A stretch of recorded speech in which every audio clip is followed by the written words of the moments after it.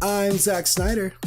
And I'm Made Matthews. And welcome back to another YouTube podcast, a one-stop shop for anything and everything related to YouTube. New year, new podcast. Yes. 2018, exactly. Everybody. We made it. 2018. We're going to call this season 2, I guess. It's exactly. going to be like episode 10, just because why not? But although the way I sound to you guys, I probably sound like the last remains of 2017 that just won't die. Yeah. But that's just because I'm in a different house in a new location for a little bit, and people are asleep right now, so I'm not going to get all yelly and whatnot. But what you get is a tired, raspy Aden instead, which is basically the same thing. Yo, tired, raspy Zach is here to party too, so, yeah. It's all Gucci in the neighborhood. But we're hype. Season 2 is here, and we got a great topic for today. We're going to be talking about planning, scheduling, and how to start your 2018 off right. Yeah, boy. Among other things that YouTube might have screwed up. Among recently. How YouTube screwed up the beginning of 2018. Wait, what? Yeah. What do you mean? Well, I thought everything was hunky dory. What are you talking about? I think everything is fine. I think everything is perfect. So we're gonna talk about, like Aden said, goal planning, scheduling. Why I keep throwing things in the background. This podcast is behind me. Starting off strong. We're gonna talk about the new monetization thing with YouTube that just happened less than 24 hours from recording this podcast. So that's cool.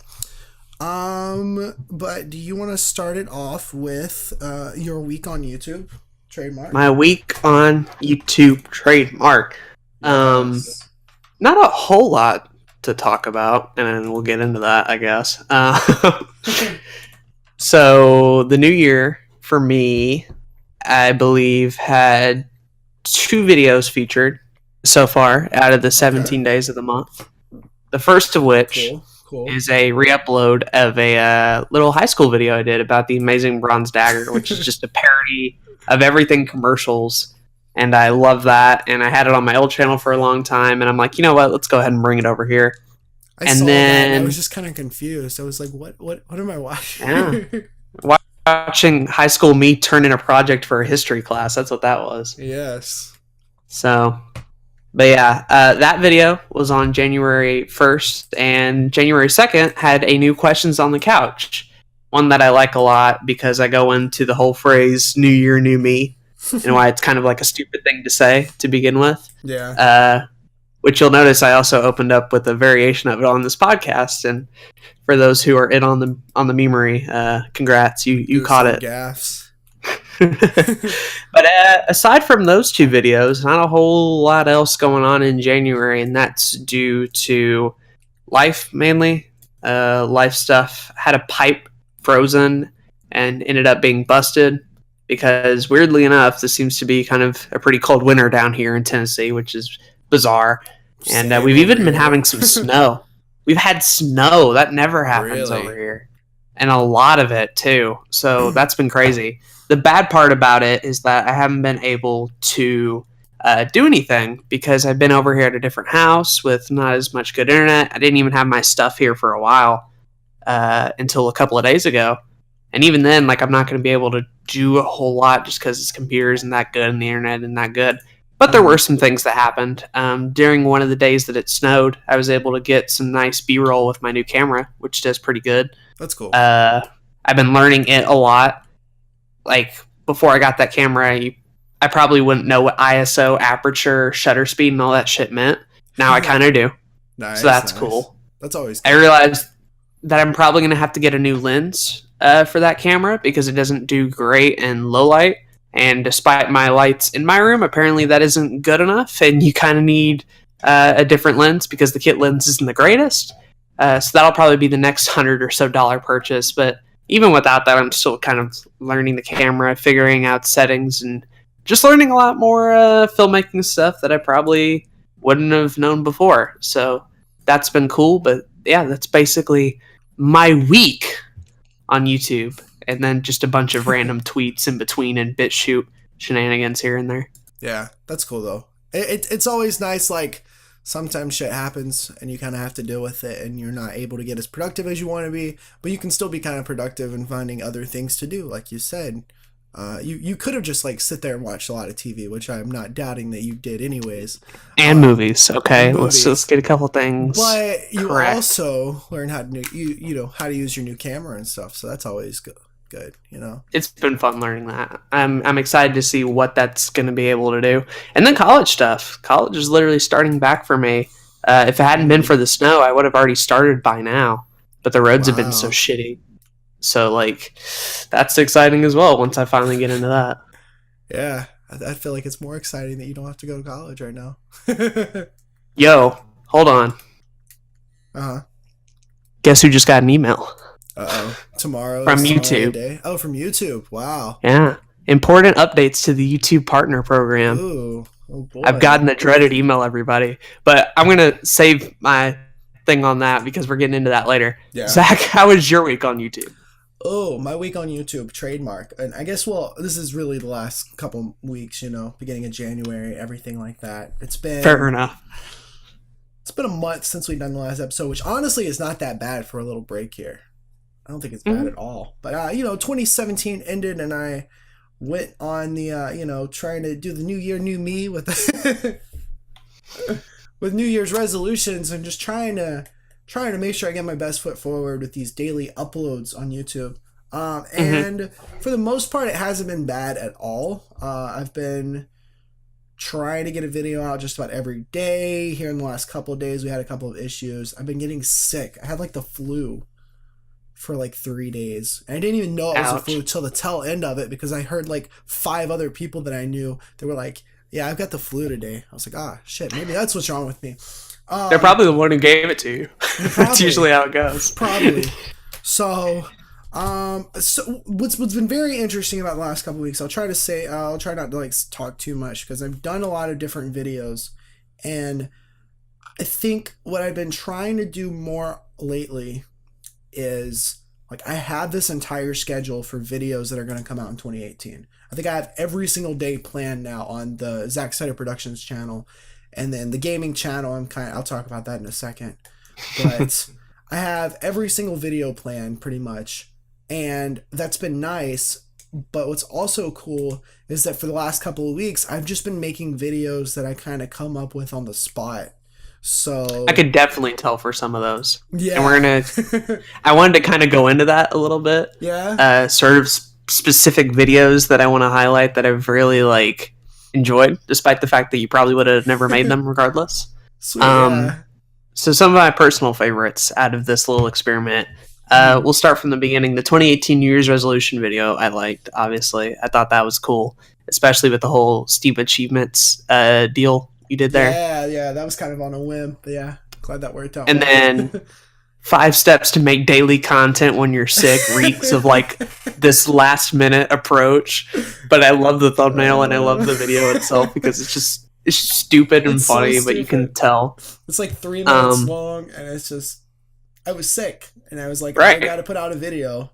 Right, exactly. So here we go. And then probably the biggest example is this new Taylor Swift video that literally came off of just you turning 22, and we get this whole big ol' saga react fest of just the entire unmitigated history of Taylor Swift from then to now. Which I'm not gonna lie, probably wasn't expecting, to be fair. Oh yeah, and but I don't know, I thoroughly enjoyed it. And then we get all sorts of weird shit in between: the spaghetti video, the Wii U port video, the genius of Young Sheldon, which I wasn't expecting at all, like a podcast in between here and there.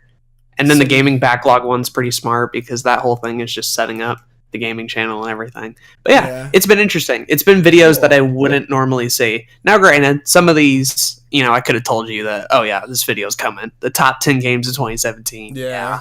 The YouTube Rewind video. Yeah. Top 10 movies, anticipated games of 2018. You know, stuff everybody's doing. Exactly. But I'm not going to lie, when I woke up and saw a Taylor Swift video come out, I'm like, all right, that's weird, you know? That's different. Daily content when you're sick. Yeah, that's weird. I haven't seen that before. And granted, it's all on varying levels. Like, this is probably some of the most inconsistent I've seen, because some days you get like this really edited masterpiece, and then others it's just like, here's the video for today. But it's made the channel a lot more interesting to watch for me personally, because I just don't know what to expect anymore, which is really cool. Yeah, that's cool. So, that's cool. but I want to hear your thoughts on it, why you went with that idea, and how you think it's been panning out. So when I look at YouTube, I do want to, I do want my channel to be a channel, right? I want it to be like different shows and different, and I've always been that way. And so like looking at my schedule for this year, I've got like movie recaps every Friday. I've got like 3 different podcasts that are kind of dispersed within different days of the week.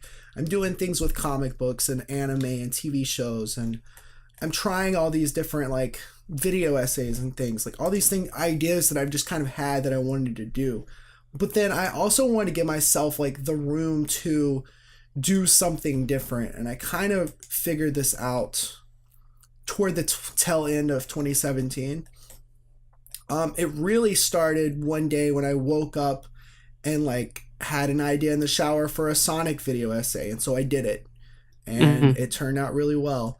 And then net neutrality was just like this big thing everybody was talking about, so I made a video about it, and it turned out really, really well. And then Thanksgiving came around and Black Friday, and I was like, I kind of want to do something with this, so let me go ahead and do it. And it just kind of continued happening. I did a Shrek video on these stupid DVD discs that Damien gave me. And so like coming into 2018, I really wanted to like give myself a chance. So there are like 3 days out of the week that I have to have this particular video come out. The recaps have to come out on Fridays. This podcast has to come out on Sundays. We've got the Nerdcast that has to come out on Wednesdays once that starts back up. Every other day, I've got videos planned. I've got like Thursdays are TV days, and Mondays are gonna kind of alternate between comic books. I got like some cartoon things. Like I got all these interesting things that are planned. But I also wanted to give myself the ability to, if I have an idea for a stupid meme, why not do it? Because, number one, making a 14-second meme saves me some time. Number 2, yes, it's shit content. I'll agree with that 100%, but as long as I don't overdo it, I don't think it's going to be, a detriment to the channel. It might even be, just like funny things that the community enjoys, which seems to be the case. And then things like the 5 steps to make daily content when you're sick. That was literally, I had the flu. I was coming on the tail end of it. I was mad that I hadn't had a video out like I was supposed to. And so I was like, let me just make something that I think would be funny. And I liked how it turned out. And then, let's see here. The Genius of Young Sheldon, I actually already had that planned at the end of last month. I just never got around to it. Then we have the YouTuber Aden exposed. I didn't even mention that one. Wow. Yeah. So, I like that video too, though. That's great. So Aden and I were supposed to record this podcast a couple weeks ago, but as he mentioned in his week on YouTube, a lot of shit's happened with the weather, and so he hasn't been able to record anything, which is fine, and that makes sense. But I was just kind of confused. I was like, what is Aden doing? Because you never responded to some of my questions, and and by the way, I was never mad at this. I just thought it was kind of funny. Sure. Little May here. Like, you never responded to my questions. You had like these cryptic tweets that were like dispersed out.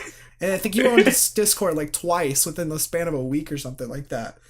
And so I was talking to Jay, and I was like, yo, what if I make an Aden exposed video? That could be kind of funny. And he was like, do it. And I was like, I'm going to. And so I just like went through your last video that was uploaded, or your New Year's resolution thing. It was just kind of like, roasting you a little bit. And getting some ammunition. Yeah. And I think it turned out pretty funny. Oh, it's really funny. It more or less makes fun of, well, one, me, obviously, and that's very easy to do. But number 2, makes fun of just all these exposing videos in general. Like, there's so many like little nods to trends that every YouTuber does. The things like the taking one sentence and like making fun of it and like making it louder, or taking things out of context. You're trying to warp things to your own perception, and even dodging problems with your own channel, which you kind of cough at and just do little memes with and shit. But it really was just, here's a dumb exposed video with everything wrong with exposed videos at the same time. It was almost a parody of itself. It was definitely a parody, yeah. And I found that to be the most funny. Like, obviously the jokes at myself, like, I laughed at those too, but like, just the way the video was structured, the tone of it and everything, I got a huge laugh out of it. It was great. I think at the beginning I was like trying to say something and you just hear me like laughing as I edit that out. Right. Just like, I can't do it right now. Yeah. It knows what it is. Exactly. It also kind of like parodies audiences and their extremely high expectations of wanting content and stuff. Mm-hmm. And so, yeah. I'm glad. I think all the comments on that video are literally people from my own fan base being like, "Oh, we got him there," like typical exposed comments of being like, "I'm gonna go unsub right now," and stuff like that. The funny behind the scenes for this thing is that this was uploaded on the 12th, which was a Friday. I was supposed to have my first recap come out of the month on that day, and I was nowhere close to being finished with it. And I had this idea for the exposed video, and I was like, you know what? Like, I'm just going to make this instead, because I figured, hey, this is probably going to get more views than my recap at the beginning because of all of Aden's audience. Right. They ate it up. I'm glad. It's a really great video. Thanks. It was fun to make. And then the Taylor Swift video was just kind of like a couple of my little sisters for the last couple of weeks. They've been like, "Are you going to sing I'm Feeling 22 for your birthday because you're 22?" I was like, "No." I'm going to be a 22-year-old man. And so naturally I did that very thing, except in video format for everybody in the world to see. Right. And then did this entire like saga of Taylor Swift off the just randomly, and tried to turn it into a polished project. What I want to know from this one in particular, because this is kind of like the first little bit of a realm of you going into like sort of music review and look back a little bit. Yeah. And I mean, obviously you didn't review like every single song or whatever, and it was just more of a look back or stuff, but like, what's your take on like doing music video look backs, doing music reviews, like the copyright struggle with that? Like, what was your experience for doing that for the first time, essentially, at least in this era of Zack Snyder productions and stuff like that? I don't know if you've done any before. I've never done any kind of music reviews, which is interesting because I am a musician. Music's been such a big part of my life now for the last 11 years of my life, which is half of it, literally half of my life. Probably even longer than that, really. So the fact that I haven't done any kind of like music reviews in the past is interesting, I think. So looking into this, well, the reason I've never done any kind of like formal music reviews, the reason I'm not the next Anthony Fantano or anything, is because the language that they use to describe music, I just never could figure out. Like, there's such a density to it. You kind of have to, right? And it's not even the vocabulary of it. Yeah, it's not even like music theory based stuff, because like I can talk that to a certain extent because I've had classes on it, but it's almost. It's such like unique language, kind of like if you were reviewing like literature or something, and like the language you need to know behind that, and even movie language to a certain extent. So I've never really kind of tried to do that in a serious angle. So when I went into this, it was it was basically, comedy. Right. But then you could hear me talking about like music a little bit in a serious limelight as well.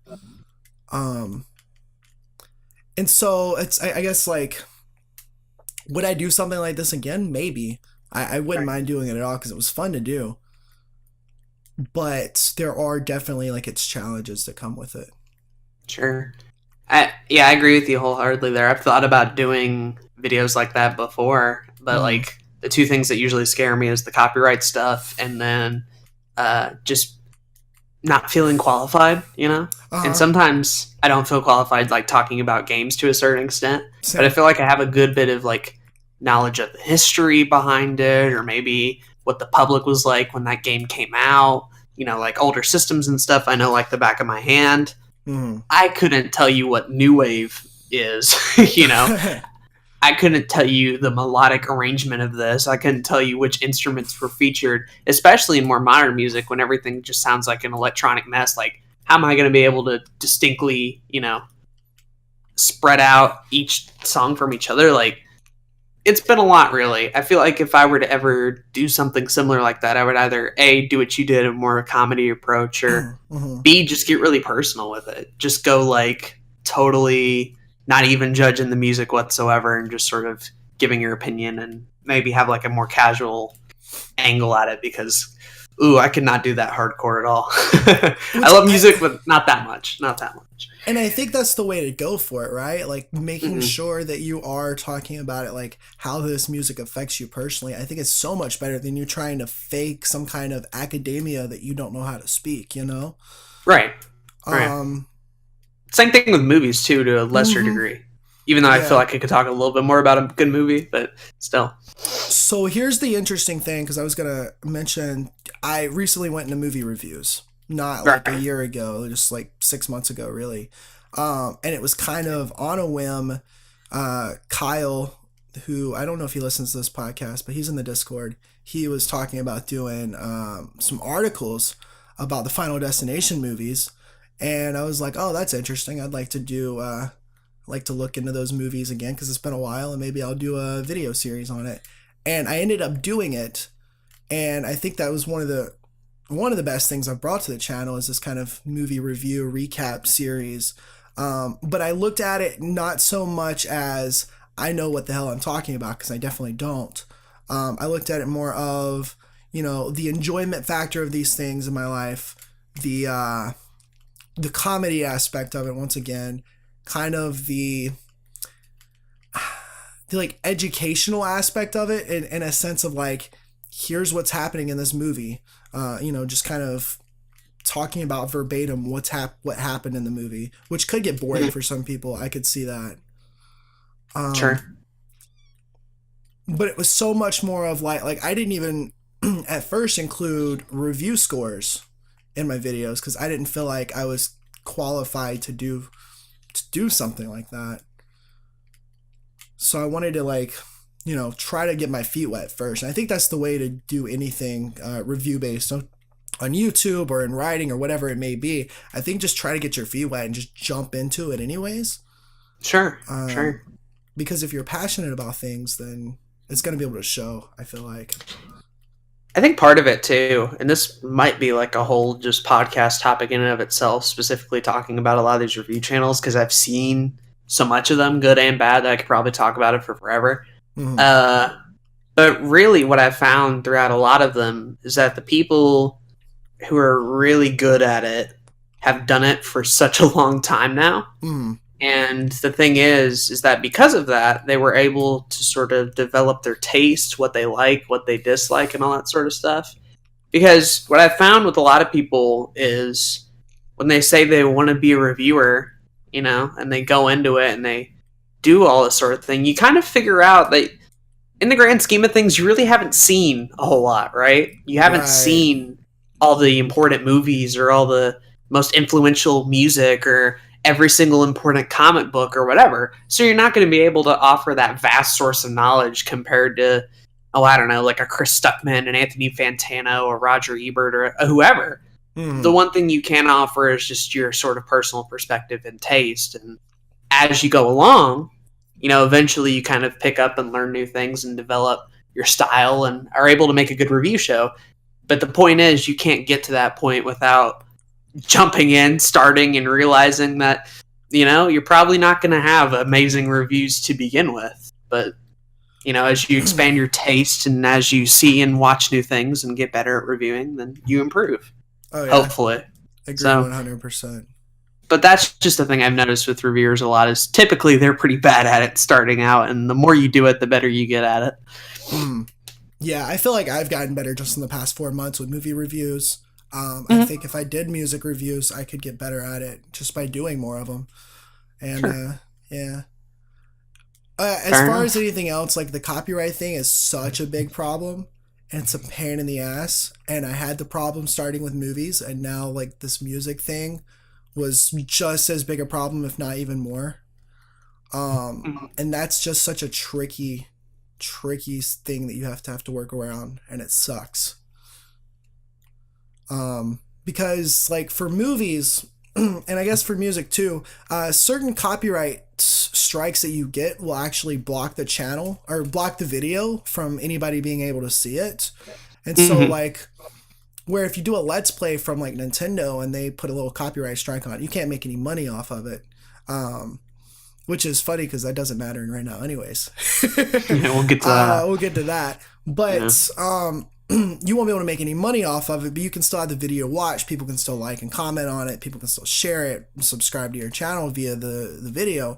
But when it comes to like some of these copyright strikes, it's the video just gets taken down, and you have to go fix the copyright or not upload the video at all, Right. and that Right. kind of sucks. Yeah, I remember when it happened to the Scooby Doo video, and then it kind of happened here with the Taylor Swift one. Even Yeah, though I was able to see the Taylor Swift one before it got taken down, so I saw the official first version of it. yeah. As far as that goes, I don't know if there were any big changes. Probably not. Not But really. There were just kind of like smaller things. I had to like remove the music from the video at certain moments. There's kind of little tricks you can do for movies. I started adding a backdrop over the video so that the movie wasn't showing up as the entire video. Um, and then for the music videos, I kind of had to like snip more of the music video up, just kind of like chop it up a little bit more, delete the music during parts of it, make my face cam bigger during parts of it to make sure it's not just it's really weird. But sounds like it. what's great is YouTube when you get these copyrights, it does show you where the copyrights are. Most of the time, it'll Mhm. show you all of them, and you can kind of see which one is a block and which one is a just a regular copyright strike, and so you can kind of fix it that way. But it is still a pain in the ass. Sounds like it. Yeah, Kind of just a day kind of taken out, or maybe not a day, but at least several hours or so going back and fixing old stuff when you'd rather move on to new things. And, yeah. you know, you got to Oh, do what you got to do. the Taylor Swift fiasco video, like that ended up costing me about a day because it took me about like 4 hours to render the video for some reason. I think it was just because it had so much editing in it. Right. And so like rendering that thing 3 times did take up the better of a day just because I had to use my computer to render it, and I couldn't move on to a whole lot more else, which kind of sucked. Yeah, I mean, like, I haven't been through terribly much like that. I think the worst I ever got hit with was the Circle of Life video was originally blocked, like in certain countries, weirdly enough. Yeah. And all it took to fix was just a weird part in the middle of it, and I cut it out, and it worked pretty good in the context of the video, and then that was it. And heck, even YouTube itself with the remove a song feature has been so helpful in Mm-hmm. just not even sometimes I don't even have to go back into Vegas anymore. It's just as simple as removing the song and moving on. Of course, for video content, stuff like that, you kind of have to, unless you Right. just want to take a big chunk out of your video and then it's all weird and shit. But YouTube has gotten better, at least on the audio side of things, of being able to just take that stuff out and move on with your day a little bit quicker. Right.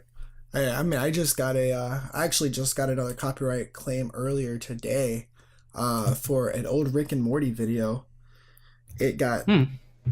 a big, it's blocked in some countries. It's blocked in like 246 countries. That's awesome. Nice. Yeah. So it's like, okay, whatever. I'm not even going to worry about it because I'm making a seasonal, uh, review on that instead of episodes anyways. Good enough. Yeah. Also, by the way, I also Mhm. got the emails for two of You my did too? channels. I did, yeah. Hey, So cool. that's They're kicking cool. them out. But That's that was your week on YouTube. That was my week trademark? on YouTube, my month on YouTube, whatever you want to call it. Moving forward, I've got to just make daily videos. That's the plan. Oh, Fair enough. gaming channel, real quick, because I forgot to mention it. Because I haven't really been thinking about it as much. I'm not really pushing forward anything special or extra on there. I'm kind of keeping the content rolling every day, and I've been doing daily stuff on there. But it's more along the lines for the people that subscribe to the channel that like to watch the gaming stuff, giving them what they want, which is just content. Mm-hmm. And then I'm about to start live streaming again, which does really well for the channel. And I'm just going to live stream like an hour here at a time, an hour there at a time. Kind of like hour-long videos, but you get so much more. You get so much more like views and stuff, watch time and all that kind of stuff when it's live stream. Plus, it's better for the community, in my opinion. Oh, sure. Yeah, I think live streaming is a good way to go as far as gaming's concerned, and we've talked about that 1,000 times, so Yeah, I won't repeat myself there. exactly. Fair enough. Well, Yeah. then, with all that being said, I know we've taken up a good bit of time on this segment, but allow us to get a little bit of news in here, you know, spice it up a little bit. Boy, instead of doing Normally, an I think extra this would... Right. Yeah, I was going to say that. I think normally this would be an extra sode, but because it just kind of... because it kind of hit at the time it did, and it was so convenient to the fact that we were recording one today, we're just going to throw it in here. Screw it. I think YouTube was just like, you need more content in your podcast. Here you go, guys. Yeah. You want something to bitch about? Here you go. Here you go. So, I'm going to go directly off the email here, Okay. which I think is fun. Blue Couch Productions. Today we are announcing changes to the YouTube Partner Program. While our goal remains to keep the YPP open to as many channels as possible, we recognize we need more safeguards in place to protect creator revenue across the YouTube ecosystem. Sounds good. Alright. In red, what's changing? Under the new eligibility requirements announced today, your YouTube channel, Blue Couch Productions, is no longer eligible for monetization because it doesn't meet the new threshold of 4,000 hours of watch time within the past 12 months and 1,000 subscribers. As a result, your channel will lose access to all monetization tools and features associated with the YouTube Partner Program on February 20th, 2018, unless you surpass the threshold in the next 30 days. Accordingly, this email serves as a 30-day notice that your YouTube Partner Program terms are terminated. And then I won't read the last paragraph because it's just kind of saving ass of being like, here at YouTube, we're trying to improve and blah, blah, blah, blah, blah. But I'm not going to read you that. The important thing was the sentence being like no longer eligible for monetization because it doesn't meet the threshold of 4,000 hours of watch time within the past 12 months and 1,000 subscribers, which is new. So you talk about it now. I also wanted to read an excerpt from their creator blog, which if you didn't know YouTube has a creator blog, they do. They just don't advertise it. It's kind of funny. I look at it every once in a while, but they also say on here, let me make sure I'm not reading the exact same thing. Yeah, no, it's different. Okay. We've arrived at these new thresholds through analysis and conversions with creators like you. They will allow us to significantly improve our ability to identify creators who contribute positively to the community and help drive more ad revenue to them and away from bad actors. These higher standards will also help us prevent potentially inappropriate videos from monetizing, which can hurt revenue for everyone. And then the next paragraph, they kind of go and give a reason as to why they're doing it, because I feel like they knew they were going to get a little bit of backlash on it, so they're already kind of defending it here. In particular, I won't read like word for word, but they basically go on to say something like, these changes will affect a significant number of channels. The ones that are going to be affected were making less than $100 a year, and in some cases, less than $2.50 in the last month. So they feel like, hey, just because we're adding this, smaller channels aren't really going to get hurt because they weren't making that much money anyway. That's kind of the defense they're using here. Right. And it sort of gives some interesting numbers as to where, and just sort of ideas in general about where YouTube sees its smaller audience just in total. But now that we've talked about numbers, now that we've talked about why, now that we've talked about that you have to have 4,000 hours of watch time and 1,000 subscribers to even get monetization features, What are our thoughts on it specifically? Is this a good thing? Is this a bad thing? Or are we somewhere in between? Just to give you a idea of what 4,000 hours looks like. On Zack Snyder Productions since August, I've put out like 80 videos at this point. Right. I've got, in terms of watch time, I have 408 hours of watch time. So I would need that times 10 plus 900 subscribers to get to monetization on this channel. Sure. I think I was looking at this earlier. In the history of Blue Catch Productions, the entire channel has not reached 4,000 hours of watch time for as long as it's existed. So there's that. It's the same for my Subhuman Games channel. I've had it for like 6 years now. I've had mine for a year and a half.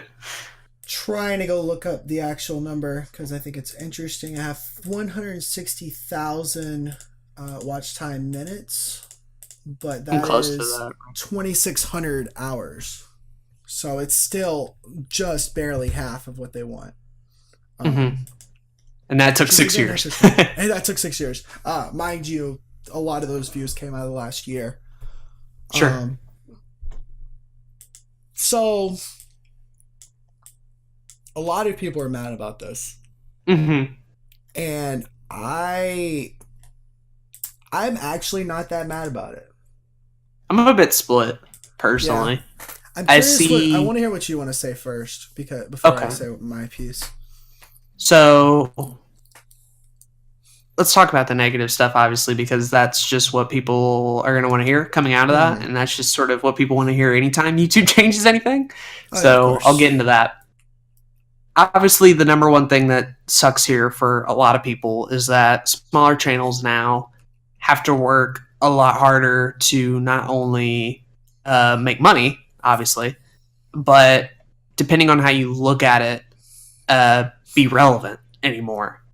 Right. I'm pretty sure YouTube has deconfirmed this, but there was a rumor going around for a long time that if your videos were not monetized, that YouTube would not show them compared to monetized videos. Yeah, this is not true. I looked into this. A lot of other bigger people looked into it. The search and discovery department of YouTube is different than the monetization department of YouTube. Okay. So essentially, they put out this entire like 3-part video series on this. And eventually I'm going to make a video talking about it because it's interesting. But plus those videos were way too long to say what needed to be said. And way too boring. But essentially, if a video got flagged with a demonetized symbol because of like profanity or something like that, then it would not get money, or it wouldn't get as much money as any other video would. However, as long as it was like a video game video and anybody over the age of 13 was, viewing this video, they are looking for this type of video, they'd still be able to find it in the search, they'd still be able to find it in recommendations, in their sub box, all that kind of stuff. But the only time monetization would have any kind of effect on videos in search and discovery is if it's like, remember those like shitty children's videos that were all kind of like messed up, that were going around. So like those got demonetized, and then they also, the search and discovery system also saw that these are videos that kids didn't need to see, so they were getting pushed back in the algorithm or whatever it may be. So they're two different systems altogether. Right. Okay. Good to know. Yeah. That's why I called it a rumor earlier, just because like no one's ever proven it, and I know YouTube made a statement about it. I just don't remember what it was, and I'm glad you brought it up. So that's a thing. I talked to Jay about this earlier just a little bit because he was worried about the same thing, and it's not right. It's not a worry to have if you're a small YouTuber, unless you're making bad content for children. Then that's good to know. Well, I guess controversial stuff too. If you're doing like kind of the politically, one way or another. Yeah, I feel like that's such a bigger. That's an entirely different issue. That's not even. I couldn't give you an answer for that either. I mean, like I don't know. I don't even know how to get off of that. But yeah, that's the one thing. Smaller channels aren't going to be able to make money, at least starting out, and at least until you were able to reach both of those milestones. The 1,000 sub part, I'm not even remotely mad about. I feel like that's a very fair and reasonable and even an obtainable goal. I feel like, that's something that if you keep doing what you're doing, you are going to reach. How long it might take depends on your content and what you do, but it's something that's definitely achievable. The kind of skeptical part for me is definitely that 4,000 hours of total watch time, and that sort of gets into my second complaint, is that this definitely favors channels that do daily uploads, and it definitely favors sort of the longer uploads so you can get more watch time out of your videos as well. Right. So vloggers, people who do long daily podcasts, people who are able to easily rack up watch time are going to be fine under this system. They're not going anywhere. They're going to be fine. However, like we've talked about before, these animation channels, these people who spend an ungodly amount of time on one project, maybe not even a minute long. It can take a lot more work to get the watch time required out of that, right? It can take a lot more work to get a tiny video like that to get the watch time hours you need. And it's also a big deal for people who maybe only have, at most, maybe 4 uploads a month. People who do 1 video a week, stuff like that. If all 4 of those videos aren't succeeding, if you're like a middling channel and sometimes one does well and one does okay, it can be kind of tough. If you're not relying on the daily upload strategy, you're kind of going to get hurt a bit by this. So that's the other thing as well. It's definitely, because before we already knew that YouTube sort of favored these daily uploads. They sort of favored these like watchable videos, watch time, and all this other stuff. But this is the first actual change that we've seen that's going to really push that. Because now, if you're not following those systems, it's going to be a lot harder to monetize as well. And I think that's kind of where it sort of steps past that line. It sort of steps past that line of being like, it was already bad enough that a lot of these animation channels and a lot of these really analytical people and a lot of these spend all their time on one video kind of people already sort of had it bad to begin with algorithm and searching. But then also kind of taking the monetization away from them as well feels equally shitty. But those are my problems with it. Those are my main problems. Here are my good things about it.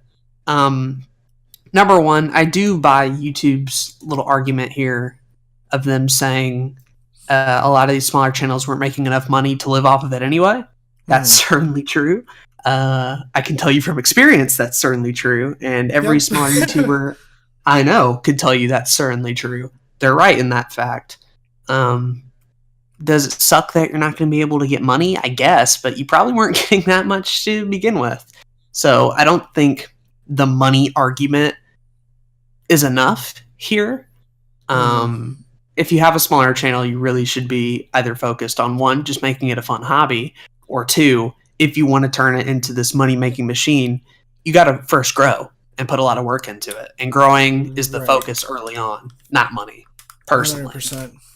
And now that they're taking that away, you're going to see a lot of smaller channels either die or really focus more on growth, or really focus more on more uploads and not as much focusing on the money side of things, because now that's simply off the table, right? It's going to get some hopefully better mindsets from a lot of smaller channels that decide to stick it out personally. Because ultimately at this point in the game, it really shouldn't be about the money. And if it is for some people, then I think it's just going to encourage them to do things that we've been saying for a while. Streaming, Patreon, merchandise, other video platforms, stuff that we've been preaching for a long ass time that you guys should be doing anyway. Maybe now this will point people in doing it that way. But yeah, that's the one thing.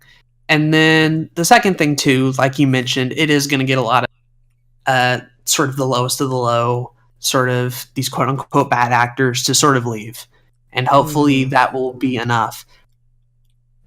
That being said, there's probably going to still be a bunch of shitty channels around. The Logan Paul and Jake Pauls of the world are still going to be around, and they're going to be people who like have sub bots and view bots who are still gonna, you know, like they're gonna find a way around this. Obviously, this doesn't solve every problem, but you know, the people that don't try as hard, hopefully, we won't see as much of them anymore.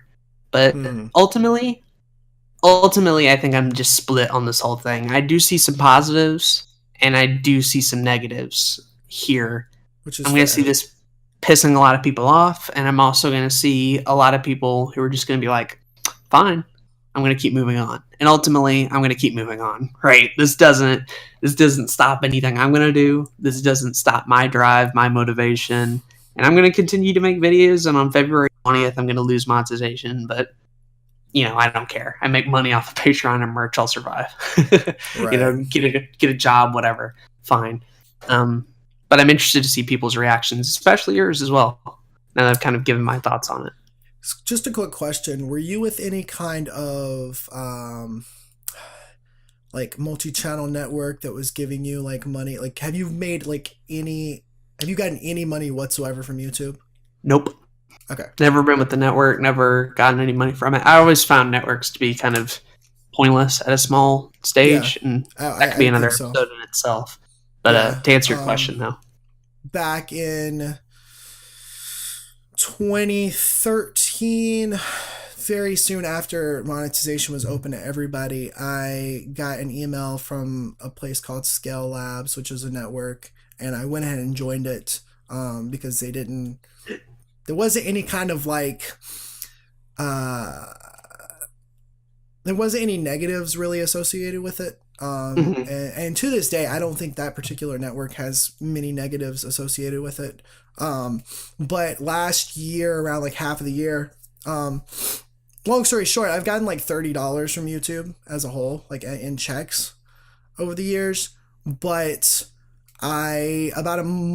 halfway through 2017, this network like changed their policy and said you had to like have 500 subscribers before they would actually like pay you anything else anymore. So I just had to like leave that network, and so I haven't gotten a single thing back from YouTube since. So it's like one of those things where neither of us really have made any kind of actual substantial money whatsoever. No, it's been all outside for me, all outside of it. Yeah. So I'm honestly okay with this. I think I'm completely okay with this. And the reason is maybe the 4,000 hours is a little bit steep. I think maybe 1,000 subscribers would have been a little bit better, or maybe like a less amount of watch time needed, because 4,000 is a lot. But even then, I think that if you're not at that point where so there's so many people that they get on YouTube because they hear PewDiePie made millions, Markiplier made millions, like these big channels that made millions of dollars, which is true. But the reality of it is starting out, especially back in 2017, especially in 2018, after all this adpocalypse and stuff happened in 2017, like starting out, you're not going to make any money. You're going to get single digit views. You're going to have 2 subscribers. That's your 2 friends. And that's it. I'm 100 subscribers in, and I'm still making videos that are getting, 17, 16, 15 views. On the gaming channel, I'm almost 400 subscribers in, and I'm still getting single digit views on certain gaming videos because people don't care about them. And that's just the reality of it. So I think that this is, number one, going to stop people that think I'm going to do YouTube for money because that seems like dope and I want to make a lot of money. It's not a get quick rich scheme. It never was. And I think that this is going to be one of the ways that's going to ensure that people realize that. It's going to weed a lot of people out too. Exactly, which kind of, and this, I don't know if this sounds bad or anything, this kind of excites me a little bit. If you watch my channel, if I watch your channel, if you're a small creator, we've talked and we've chilled and stuff, just like the fact that I talk to you and stuff like that, it means that I believe that your content is good and I believe that you have a lot of potential. So don't quit, because I think you'll get somewhere. Every single small creator that I've ever talked to for more than like 5 seconds, seriously, like I that means that I find like some kind of potential in you, and I hope that you're going to continue to work. Now with that being said, like I see so many small YouTubers that think that they're so much better than they are, and you know, like I'm a small channel too, so Right. don't get that twisted or anything like that. But I also think like the less small channels we have that have as much arrogance as they have, and the less small channels that we have that think they deserve money, that think they deserve views, I think is going to be better for the entirety of the platform. And here's the thing: the good ones will adapt, like always. They're Exactly. not. The people that are really wanting to stick around are going to still stick around, or they're going to find another way around it. Which, Mm-hmm. like we talked about with the Patreon thing, like we talked about with BitChute, we've mentioned this stuff 1,000 times, and I think every time YouTube or a big company or a big site pulls a move like this, it really does go to show you cannot have all your eggs in one basket, especially in the internet age, Mm-hmm. because things are changing so rapidly. Even for a Mm-hmm. company that has been around for 10 years, like YouTube, nothing's ever constant. Nothing ever stays the same. And for some, that can be very scary. And for a lot of people, they're like, I can't put money in this because they don't know where it's going. But the people who love Exactly. doing it, the people who love the art form, the people who love the risk, and the people who are willing to adapt are the ones that are going to succeed. And the same is true in regular business as well. So I, I don't know. I hope Yeah. this doesn't stop anybody. I really don't. I really don't. Same. Same. I hope it doesn't either. But I know like those people that don't really have their heart in this, those people that aren't willing to work hard on this every single day for the next 2, 3, 4, 5 years. Like I know that those people are not going to do this anymore. Mhm. And like that, honestly, that makes me more excited for them than for me because yeah, that means less competition for the people that stick around. But that also Sure. means like the people that decided that, oh, this wasn't for me, um, they're one step closer to like figuring out what is for them, if that makes Right. sense. Right. I agree. I think that's valuable too, you know, Mm-hmm. because before you kind of had to figure that out and you kind of had to do a lot of experimenting or put some money down or all this other stuff. Now YouTube's kind of making it, for lack of a better word, more black and white, right? Like, this is the Right. side we want you on. And if you're not willing to, work with that, you can move on. And, you can call that blunt. You can call that like irresponsible. You can call that against small creators. At the very least, it's honest. At the very Exactly. least, it's cold, concrete information. We're not in this weird gray area anymore, where people, especially starting out, could do the business side and the art side as well.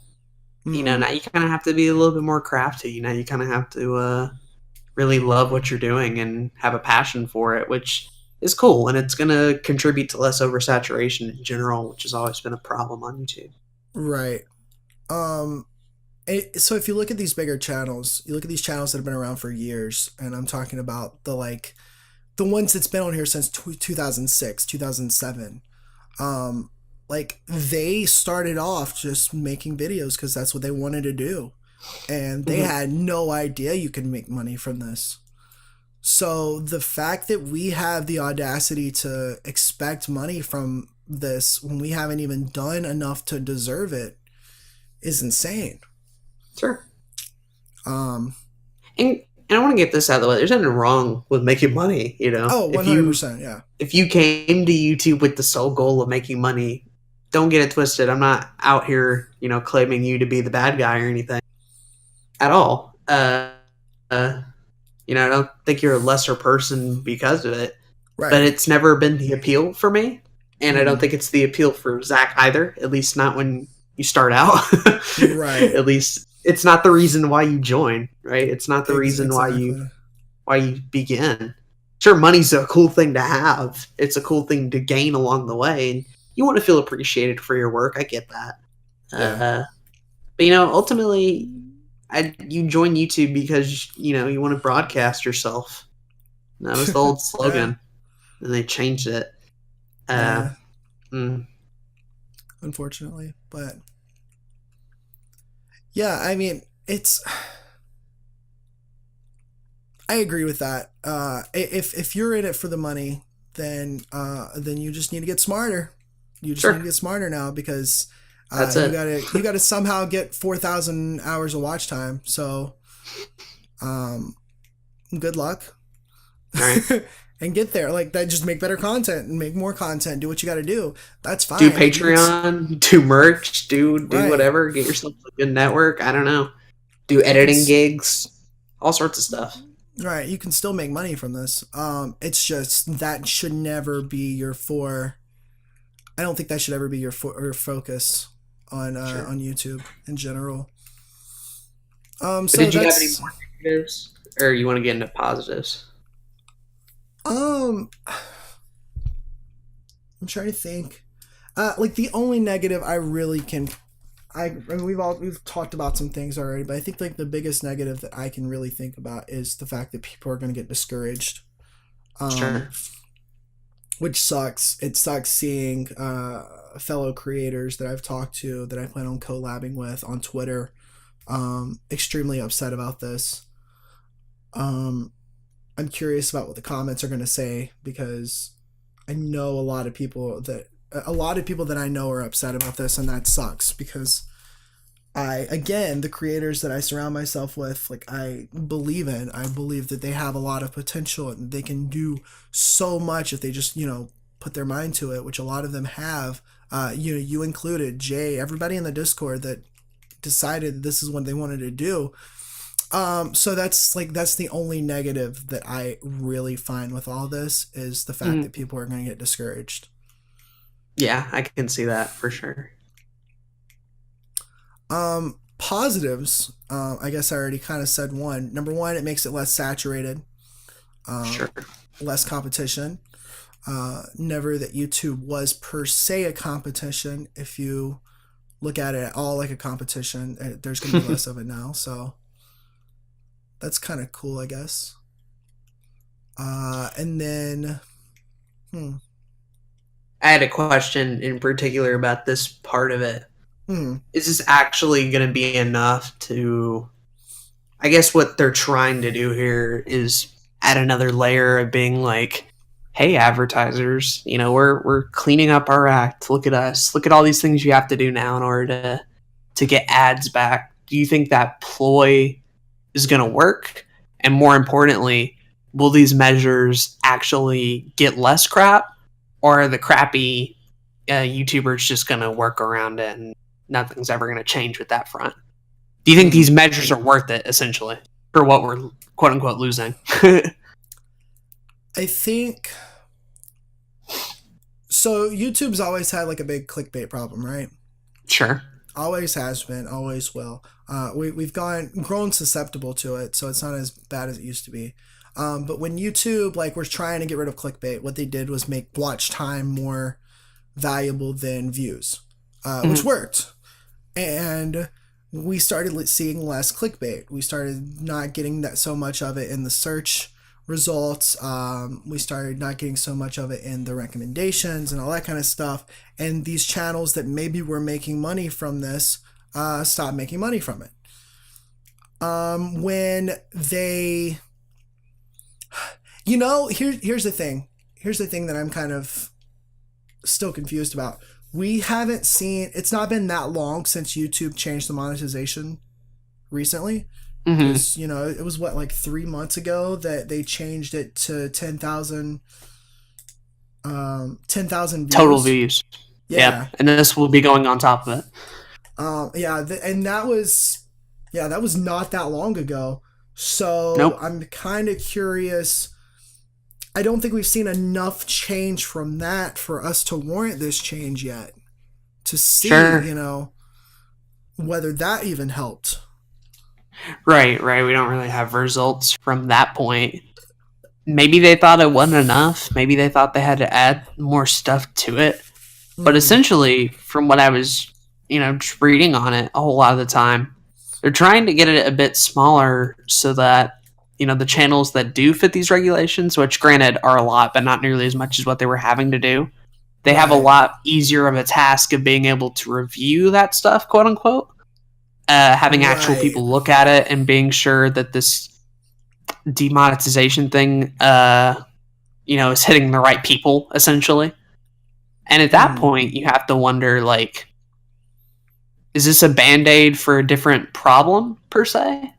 Because, like, if the issue... I thought the issue was that advertisers were leaving and hence this adpocalypse, right? But what the solution sounds like is trying to be sure that this demonetization algorithm is kept in check, so we're going to get more people to look at all this stuff as well. It sounds like a bit of a disconnect there for me personally.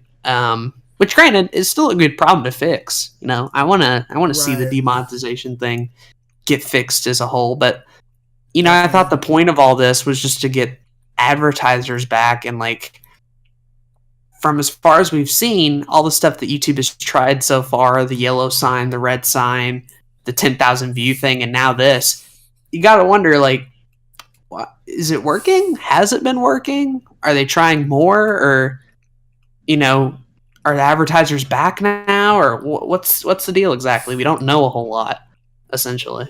So here's the problem about the advertisers.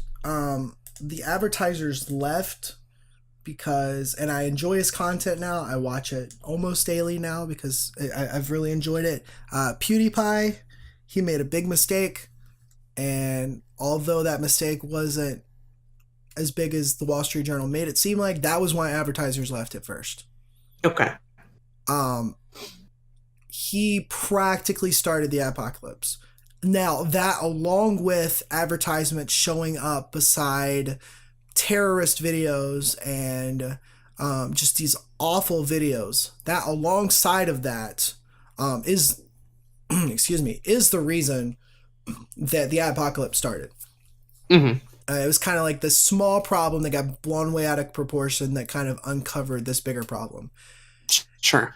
And then since then, we had the whole entire Elsa Gate thing with the children videos being monetized, and that which has been a thing for a while, granted. Which has been, yeah. But once again, it was only just now being realized in 2017. Okay. And then there was PewDiePie messing up again and saying a word he shouldn't have said on camera. And then there was recently, and this is what's really interesting to me, is the fact that this is super recent, as of 2 weeks ago, and now YouTube's doing this with monetization. Another one of their big creators, Logan Paul, screwed up tremendously. You probably already heard what it is. Yeah, like, just in case you didn't, he filmed a dead body in a Japanese suicide forest. That's all we're gonna say. Yeah, but it's really stupid on his part. So what's intriguing to me is these people that have messed up. The child videos have been I think figured out. I think all that is fixed now. Hopefully. PewDiePie got his repercussions for what he did. Logan Paul is getting his repercussions for what he did. Finally. Yeah. But it's like, so the question is why are small YouTubers also getting repercussions for what big YouTubers have been doing? Mm-hmm. And that I can't answer. Right. Like, we could have a theory about why, all we can say so far is like what's happened, what changes they're trying to do, and what reasons they might have been led to those decisions. But we don't know if we're in a better state than we were. We don't know if we're better now than where we were a month ago, right? Because, we don't know.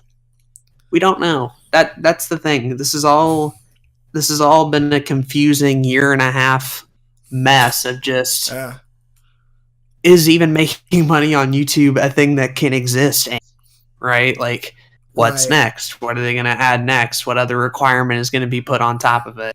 Is this algorithm finally going to learn, or is there going to be an algorithm to spot that algorithm? And it feels like an issue that's never really going to quote unquote end, per se.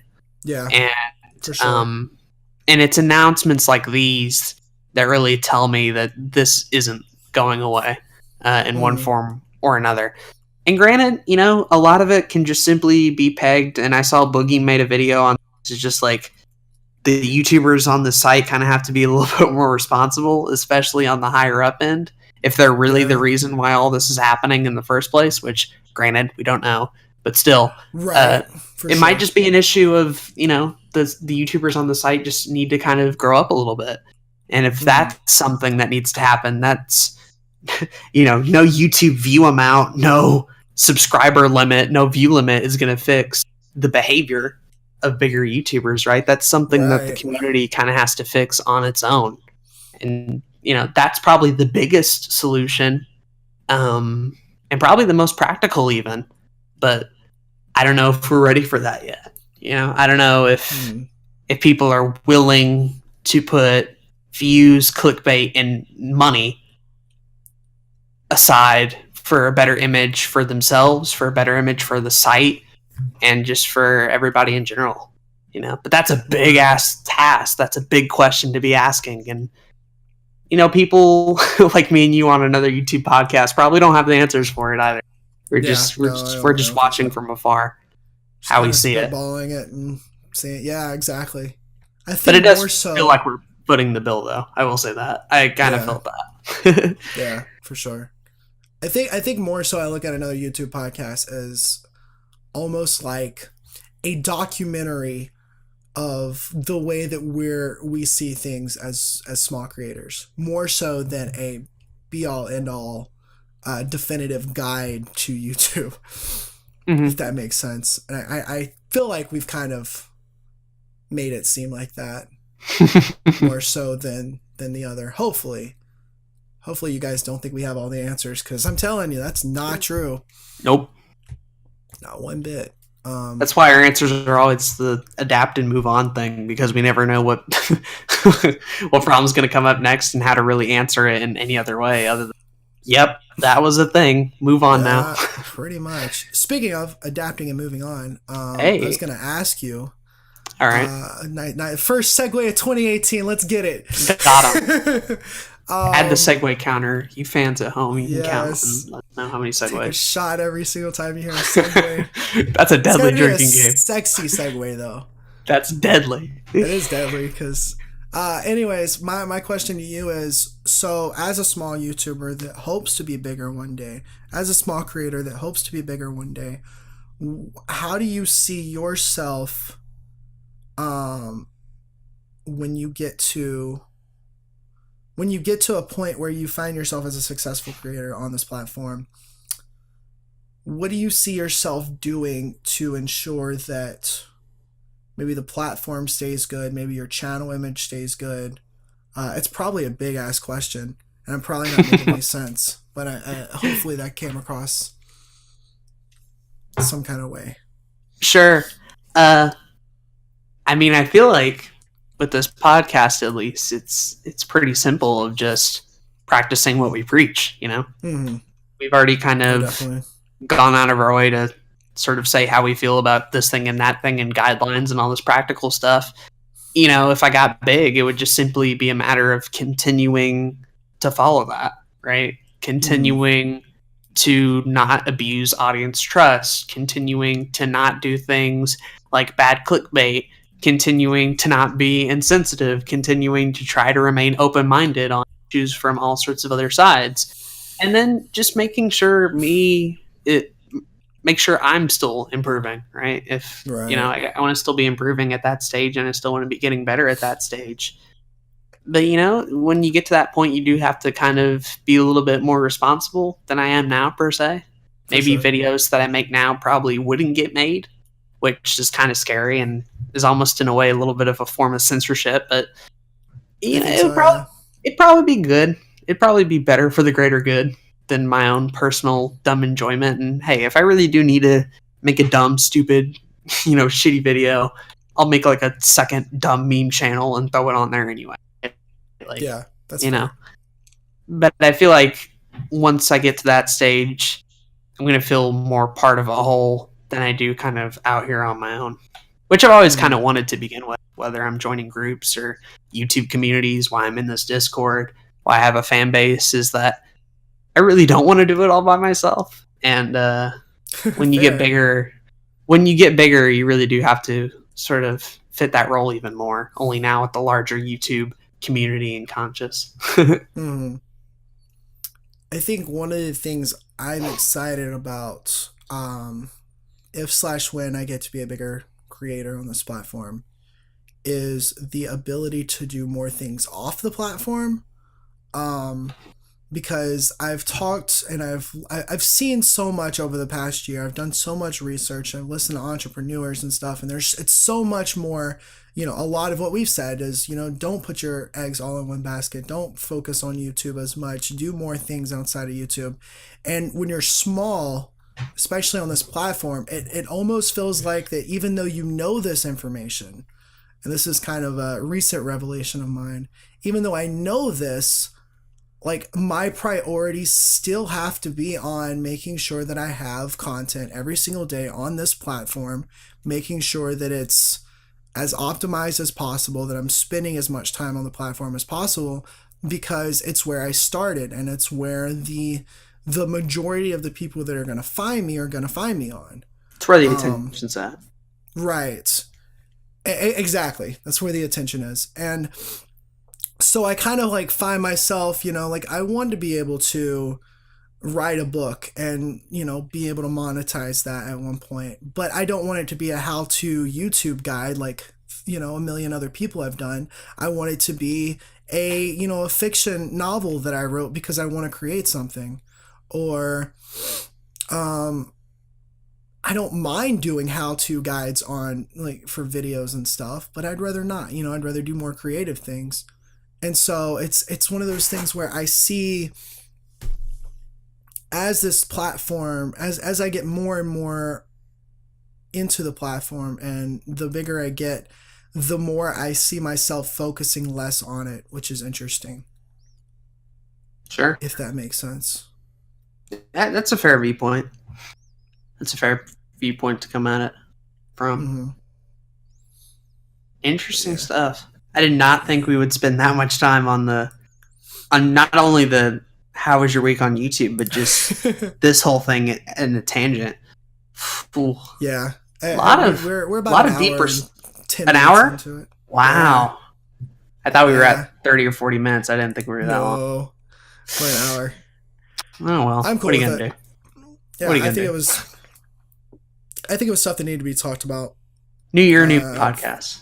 Exactly. 3-hour podcast coming to you every single week. No. Let's not get too ahead of ourselves. But it's a 5-hour podcast, everybody. Ultimately, I just want to end on the fact that, like, if you're interested in still doing YouTube, continue to do it. Adapt. Move on with your day. You'll be fine. But hopefully we were able to give you food for thought that hadn't been brought up before.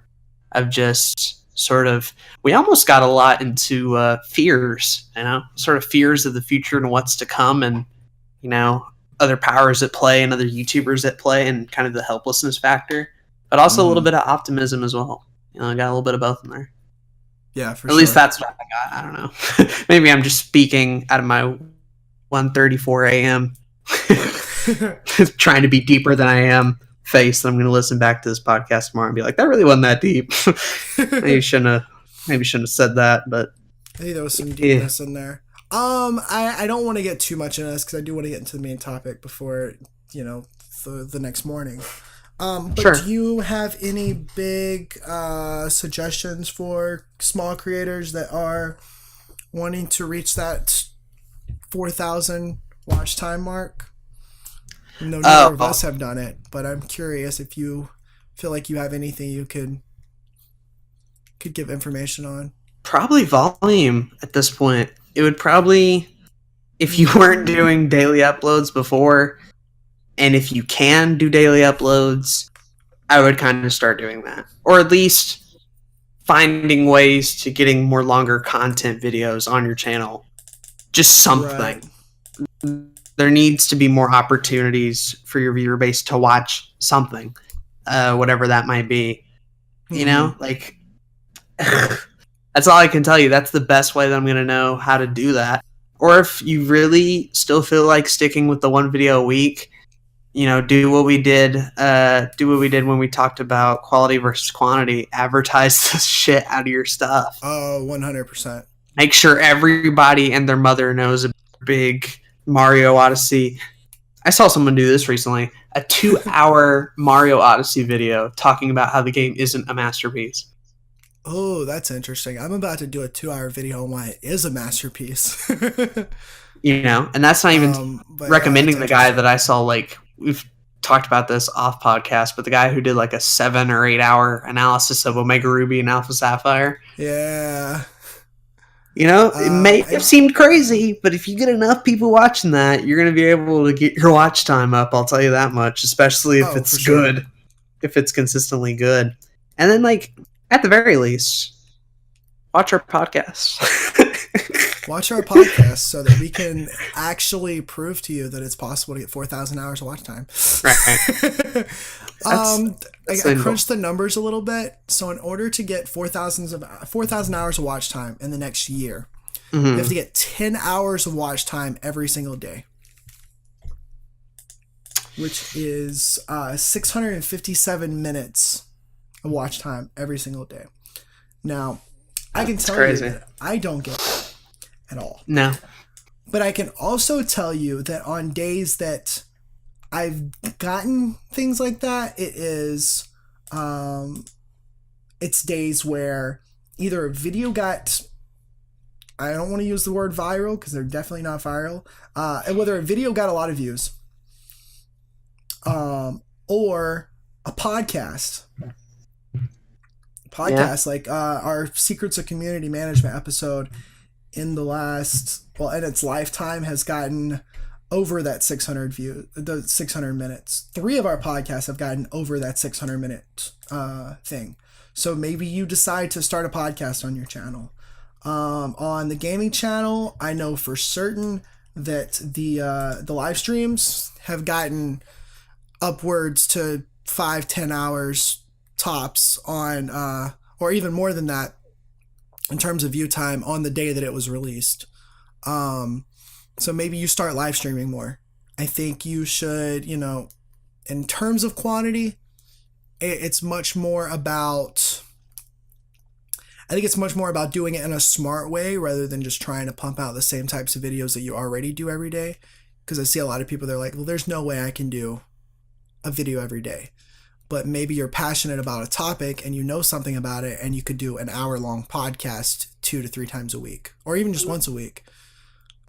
Maybe you could do a live stream, live streaming your editing. Maybe you could live stream, maybe your gaming channel, then you start to be live streaming, finding different long form content, and then taking your main content and, like Aden said, sharing it in more places and getting more eyes on it.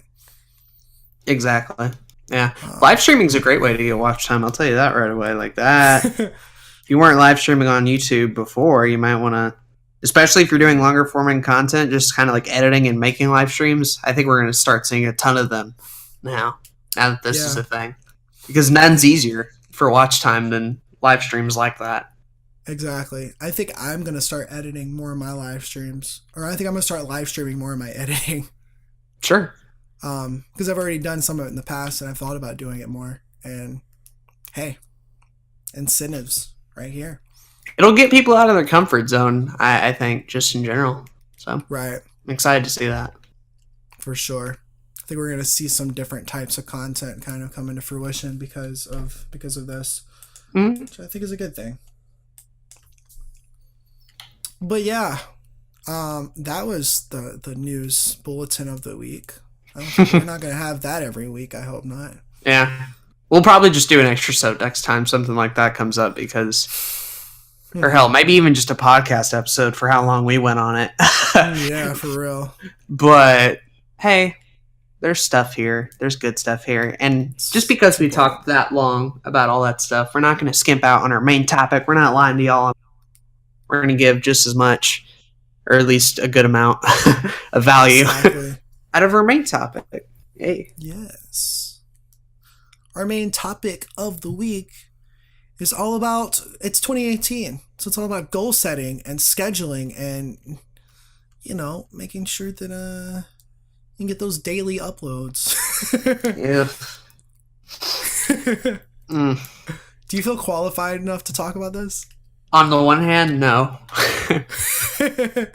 On the other hand, no. No, I'm just kidding. probably no. Yeah, I mean, like, scheduling is not been a strong suit of mine, so it's going to be kind of hard to do a whole episode on this. But on the other hand, I'm going to offer a unique and different perspective compared to where you're coming from. Yes. So I feel like that's where the meat of this topic the value is going to be right there. Yeah, fair enough.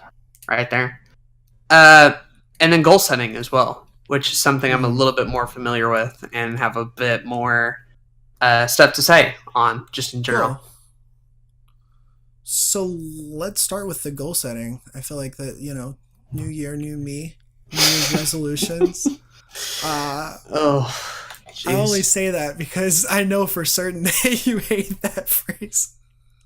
I hate it as well, by the way. It's not a great phrase. It's stupid. I get ironic laughter out of it, but yeah, that's about it. That's about as far as my enjoyment goes.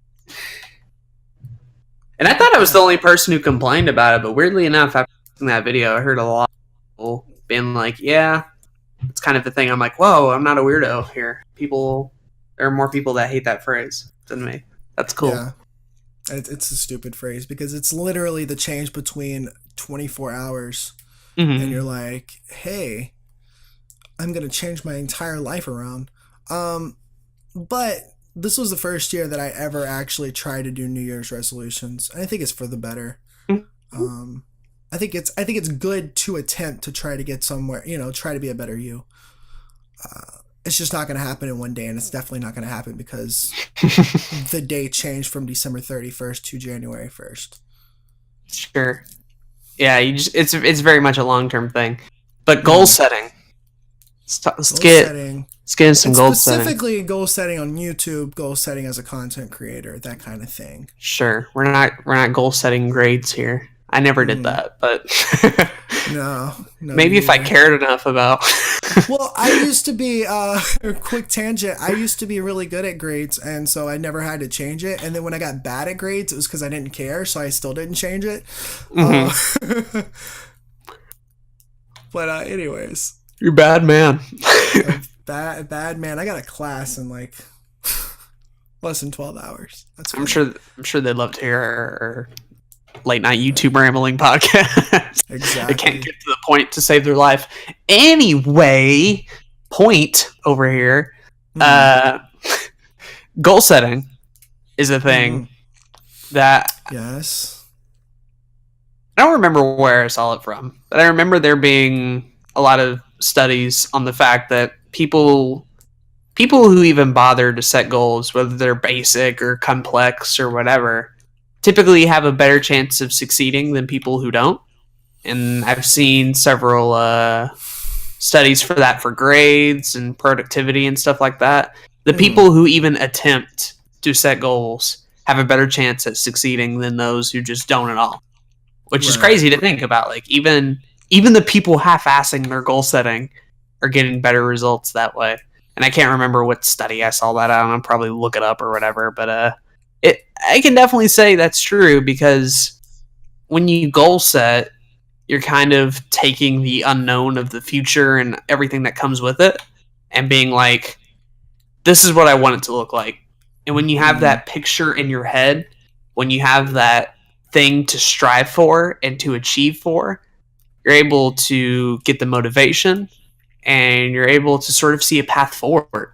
It's no longer this sort of hazy area of being like, oh, what am I gonna do?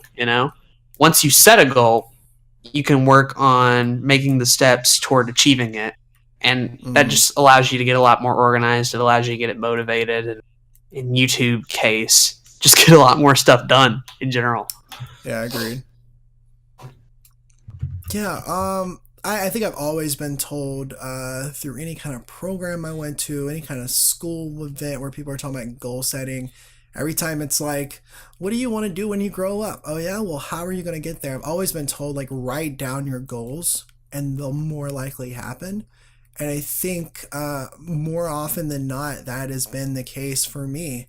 Whenever I can kind of see, what I've got to get done, what I want to get accomplished, it'll happen more likely because I've been able to set my life almost around that goal to ensure that it's going to happen.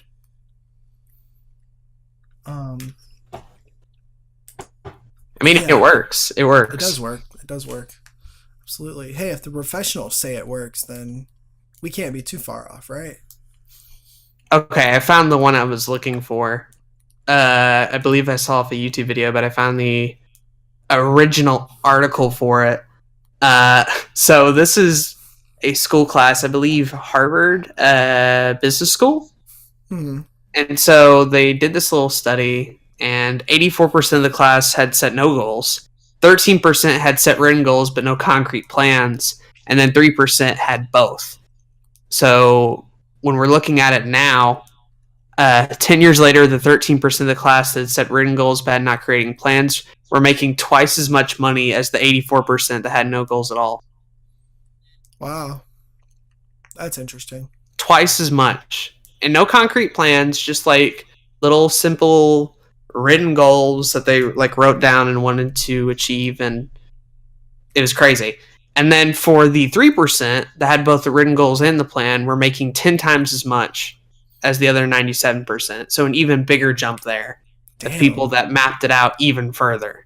And these are coming from Harvard business kids. So people who are undoubtedly smart, right? And who are undoubtedly like knowing what they're doing, following them and seeing what they did.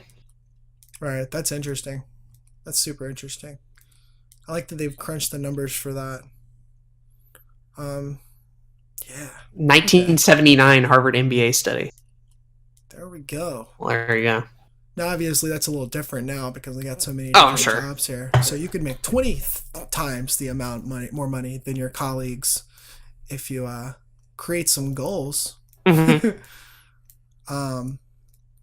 Just not on YouTube. I'm just kidding. Oh jeez. Oh man. So what goals do you have this year in terms of YouTube? Because I'm curious to talk about those. Well, I made like 2 New Year's resolutions in general, and one of them I have not stuck to, and the other one I surprisingly have. So the 2 that I made was 1, daily uploads. Mm-hmm. Obviously, that didn't go anywhere, but I'm still going to try and do so when I'm able to actually do it. And then number 2 was I wanted to get off of sodas, and what is it? January 17th. Yeah. Still good. That's awesome. Still really good. And it's been a lot of water. It's been a lot of sweet tea, granted.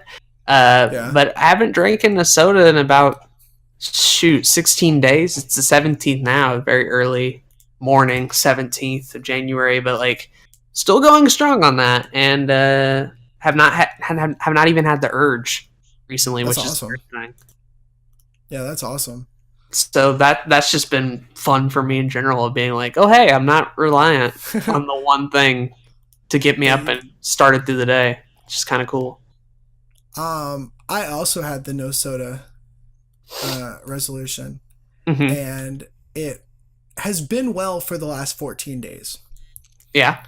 Because, funny story. Oh boy. Excuse time. Oh. December 31st, New Year's Eve, I go home to have dinner with my family because it's New Year's Eve. That's what we do. And I'm on my way back to, my mom is dropping me back off to my apartment. And she's like, oh, I bought you a 2-liter Mountain Dew in the back. Because I know you said something about not having drinks recently or something like that. Because I just had some problems with my money. I was in Chicago for like a week and I got my credit card information stolen. So I was like, had no money to my name at the moment. She's like, I heard you had no drinks, so I bought you a 2-liter Mountain Dew. So I was like, temptation. Okay. I was like, okay, thank you. And I mean, I couldn't waste it. I couldn't just let it sit there in my fridge. And so I drank that. I drank that like the night of, and then like January 5th or whatever day it was that I was sick, I drank a stupid ginger ale because I was sick, and I don't think that really counts too much, but it still I've had counts as ginger ale amount. before. It's gross. I've You never don't been a like fan ginger of ale? it. Never been I a fan. drink it when I'm sick. And it didn't even cross my mind that it was a soda. I was just at the store at the time, and I was like, I need something that's gonna help my stupid throat because it hurts really bad. So there's that. Other than that, I've been fine. I've been drinking juice like once every few days, drinking a lot of water. I drank coffee for the first time in a while the other day just because. Whoa. Yeah. So I was like, okay, it's not too bad. But important New Year's resolutions to this podcast. For me was daily uploads as well. Not only on this channel but on the gaming channel, and I think I mentioned it earlier. There was a couple of days where it just kind of didn't happen because I was sick or because, excuses. This Taylor Swift video, for instance, copyright, man. Yeah. Screwed me up completely. But other than that, we've been good. We've been going pretty strong here. Been Gucci. Excites me a lot, and I can kind of get into how I've been able to maintain that daily upload because I feel like that's important in scheduling. So I wanted to get into before we how to maintain and continue. Yes, agreed. Probably the first point we should start is just how to even make goals and how to make realistic ones just in general, which I'm sure, depending on who's listening to this, have probably heard the high school version of this and have probably heard the college version of this. We're going to give you the raw, uncut version. We're going to give you the YouTube lazy man way version of it that hopefully is a bit more practical and at the very least less boring. Agreed. It's what you fucking do, right? No, I'm just kidding. Right. Exactly. But how do you set realistic goals? I want to hear from you first. So I set quite a few resolutions this year that are kind of different, and I'm not going to go into them because I didn't feel like any of them were that important to this podcast, except for daily uploads. But when I look at goals in general, whether it's the resolutions, whether it's the weekly goals or the daily goals, I like to make sure that it's something that, number one, I can break up into other goals. So if it's a goal for this year, like how can I break that down further to make sure that that's going to happen? For instance, I want to lose weight this year. I want to get under 200 pounds. How can I do that? Well, number one, I could stop drinking sodas. Okay, well, that's another goal right there. Number two, I could stop eating out as much. That's another goal right there. And then also, hey, find goals that I like to find goals that kind of fulfill different requirements. I want to save more money this year. Well, if I quit sodas, I'm losing weight. I'm not drinking as much bad stuff for me, and I'm not spending as much money on sodas as I was once before. Mm-hmm. So I think that's typically what I like to do first. Find out what I want to accomplish. Number one, find out what I want to accomplish. Number two, try to figure out how that's going to be a goal. And then number three, see if those goals have anything in common with each other, or see if those things I want to accomplish have anything in common with each other, and then see if there's any way possible for me to break them down into smaller goals that are more achievable. That's cool. That's really cool. I'm going to word it a bit differently than how you put it, but it's basically the same thing of taking these big, vague, goals that everybody has, like I want to lose weight or I want to be productive, right? Like those by themselves don't add enough value because they're hard to achieve on their own because they're so big, they're so vague, there's so many different angles you could do it at. And a lot of people feel like it's too much, for one thing. They feel like it's just too much added on top of it, so you're more likely to fail.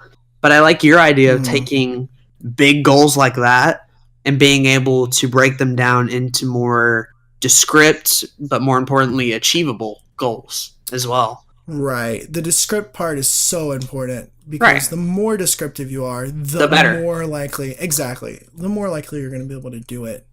And that's the important part. Like, there's not a whole lot of people who, if they said, I want to lose weight this year, and that was their only goal, probably would not achieve it. There's going to be a lot of people who couldn't. There may be a few who are like really determined who might be able to do it, but most people probably not. However, I could guarantee you a lot more people could achieve the I don't want to drink soda this year, right? Because it's a lot more descriptive. It's something that they can manage. It's something that's easy to tackle. It's not big. It's not mysterious anymore. It's like, okay, I can do that, And it's a small change too. Small change is a lot easier just for humans to accept in general than big change.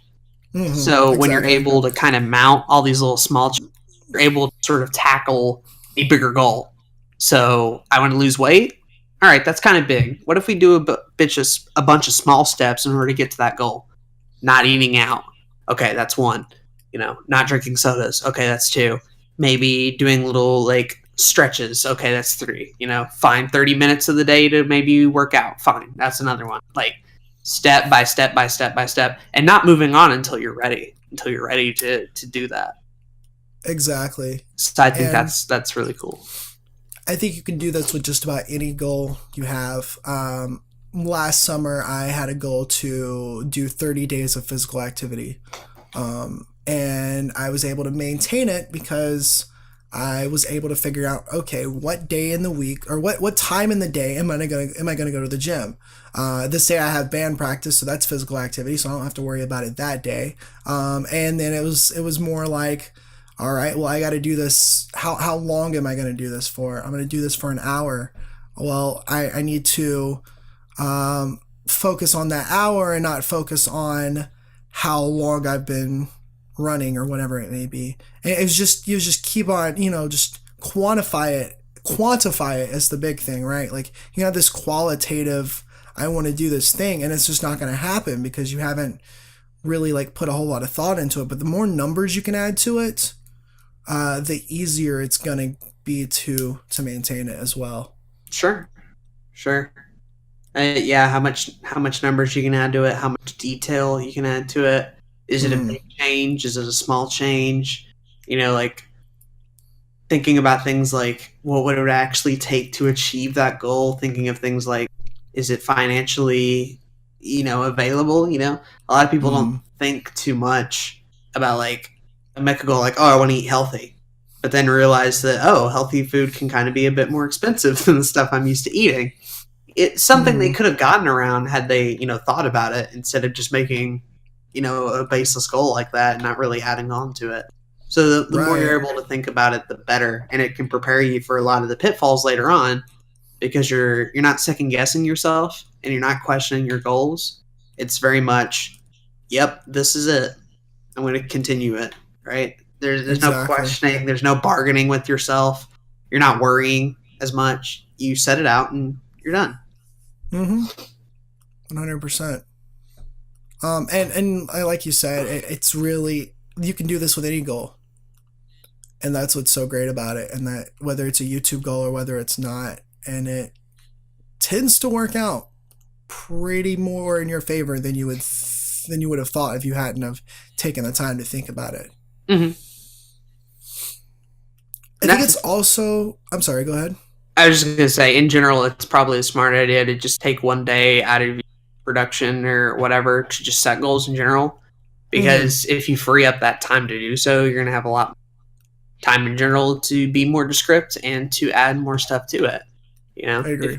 If you only have 5 minutes to set a goal, it's not going to be, as solid as, let's say, if you have the whole day. And a lot of people would say, oh, that's kind of a waste. Why would you spend the whole day just setting goals? Well, it's either you spend a whole day setting goals now, or you keep second guessing yourself throughout the year trying to figure out what you want to achieve because you're unsure and you don't know what you want. Pretty much. I mean, that's what it comes down to. You end up wasting more time in the long run than if you had just taken that one day and been like, this is what I want to do. This is how I want to do it. Take that day if you want. And don't worry that it's like January 17th now and you're like, oh, I can't do this. The new year's already started. Change is gradual. Change is something that happens over time. You do not need the first of a particular year to dictate when and when not you should be changing things. Agreed. You can start now. You can start tomorrow. You can start in February, March, April, May, June, fucking July. I don't care. Whenever whatever, and that's cool, and you should do it. But take that day And out. if you don't make your goal automatically, if it's January 2nd and you've drank that soda, then you just keep going. Like, you just be like, okay, well, I messed up. January 3rd onwards, no soda. Like, a relapse is fine. That's fine. It's okay. It's not the end of the world. Unless you're on like hardcore drugs, then get some help too. Probably. But Yeah. But yeah, I think the other thing that I like to do when I make goals is make sure that I actually want to make that goal, which sounds kind of stupid, but there's been plenty of times where here's a thing. 2017, I came into it with two goals in mind. Number one, I wanted to do better in school, and number two, I wanted to make daily content and get better at YouTube. Mm-hmm. I got better at YouTube. The school thing is a whole nother Watch episode situation. 2. Yeah, for real. For real. But long story short, there I realized I gained a little bit of self-awareness, and I realized what really was important to me. And so you might think I want to lose weight, but you might not be overweight. You might be perfectly okay, and you're just thinking that it would be cool to be able to go down 2 sizes. And if that's something you really want, then sure, go for it, as long as it's healthy. But it might not be something that you actually care about, and that's okay. Same thing with YouTube, you could say, well, I want to do daily uploads, but maybe daily uploads isn't for you. Maybe it's just not something you really want to do. And so then you have to come up with a different strategy and try to figure out exactly what you want. I wanted to add to that too, of just making sure these are goals that you want. A lot of people, especially around like late December, early January, kind of get peer pressured into goals that they don't want, but they see either other people doing them or their friends are doing them, and they're like, oh, I kind of want to feel like I'm a part of the group. Like, I'm going to make the same New Year's resolution that these other people are. And, sometimes it's a conscious effort, but other times, it's just unconscious at all. You don't even realize it, that you're just making goals that everybody else has just to sort of fit in or do whatever. But, like Zach said, is that really something you want? And that ultimately comes down to just being self-aware and realizing what you want, what you can actually achieve, what's within your means, what's healthy, what's realistic, and going about it in a healthy and mature way at whatever time of the year you want. Right. But you gotta know, or you gotta try and realize that if a goal isn't working out, if a goal isn't for you, if the reasons behind it are flawed, or if it's too descriptive or whatever, drop it. Yeah. Drop it if it's a bad goal. Drop it if it doesn't fit, what you want to do now. Don't feel bad, because making this goal led you to that conclusion, and that's important. Right. That's but, more important, I would say, than making the goal that you didn't really care about. Right. But when it's lost its value, you can leave it. When it no longer serves its purpose, then drop it. There's no need to continue to have a goal that ultimately means nothing, or that only matters to your parents, or that's only going to affect your social status, or if it doesn't need to be there, then get rid of it. But if it's something that you want to achieve and you want to do, then keep at it. You guys know. Exactly. It's self-awareness is all it really is. Of just realizing what you want and all that sort of stuff. Right. And it happens so frequently. People just kind of have these goals that they don't actually care about. And if you can go into 2018 and figure out the ones you actually care about, you'll be a lot more successful. Mm-hmm. I have a close friend of mine whose girlfriend wanted to take the entire month of December to like do some kind of weird diet where they couldn't eat fried foods, they couldn't eat bread, they couldn't eat it's almost like a gluten-free type vegan diet almost, or close to something like that. I don't know exactly what it was, but my friend, it was like 3, 4, 5 days in, he was like, yeah, I can't do this. And so he just like he told her straight up, and then found out that she kind of like relapsed on a day, and she's like, "Yeah, let's not do this." Sure. There ain't nothing wrong with Um, that either. I mean, mm-hmm, they figured it out and they were like, yeah, I don't want to do this anymore. Don't, nothing to yeah. it. Don't feel bad. Mm-hmm. That's We let cool. our parents try to make goals for us too, sometimes, and that can be a problem Especially when that they you don't don't line up. If, realize. if they line up, fine. You know, Yeah, yeah, if yeah, for sure. they don't, well, maybe you need to kind of, you know, have a talk or do something. A little talk. Yep, But hey, for sure. so just a little bit of stuff so far. Set a day Mm-hmm. aside to do your goals. When you're Mm-hmm. coming up with goals, try to take those big ideas and break them down in easier, manageable chunks. Be descriptive. Step 3, make sure the goals you have are what you want and that you have the right motivation for it. And number 4, or number 3 or 4, I don't know. I can't count. Uh, I know the meme of Sorry, I that one just remembered a already. little meme Yeah, there. I do too. All right. But if they're worth it, stick with them. If they're not, leave them behind and all that sort of stuff. And then, follow through. Follow through if it's worth it. Stuff like that. Hmm. But that's just sort of goal setting in general. And you can do that with YouTube and be like, I want to have this many videos, or I want to get this many subs, or I want this much in watch time. All achievable. Hmm. You just got to be sure Yeah. that it's realistic and within your means. And that's just sort of the last thing I want to say on goal setting, is that a Hmm. lot of people are not realistic at all. And it can Yeah. it can be disappointing when you reach December and you're only like a third of the way through your goal because Yeah. you set out to do something way too damn big. For instance, Aiden, what if your goal is to get 1,000 subscribers and 4,000 hours of watch time this year, Nope. but you just started? It ain't happening. Not happening. Unless I'm like Scott the Woz or something, or I can just get a bunch of subs in like Oh a yeah. month. Unless something lucky happens, you mean that thing that you can't control? Right. Yeah, it's almost like you can't control the amount of subs that you get. Nope. It's hard to. It's very hard to. Yeah. Get my content to what feels like the 500 sub mark, and then if I don't reach the number, be fine with where I got. Exactly. Yeah, the realistic goals here is what I'm kind of talking about here as well. And it's a lot of people's goals on YouTube will be subscriber based or it'll be view based. And it's like that's the first moment. Like that's the first point that like you're going to end up disappointing yourself, because you may make it and that'll be awesome, and that congratulations. But more likely than not, you're not going to get where you're going to want to be there. And then let's say your goal this year, since you just started, is to get 100 subs. And then next year, you're like, well, I made 100. Let me get 1,000. And then it doesn't happen. You're just going to be disappointed. Sure.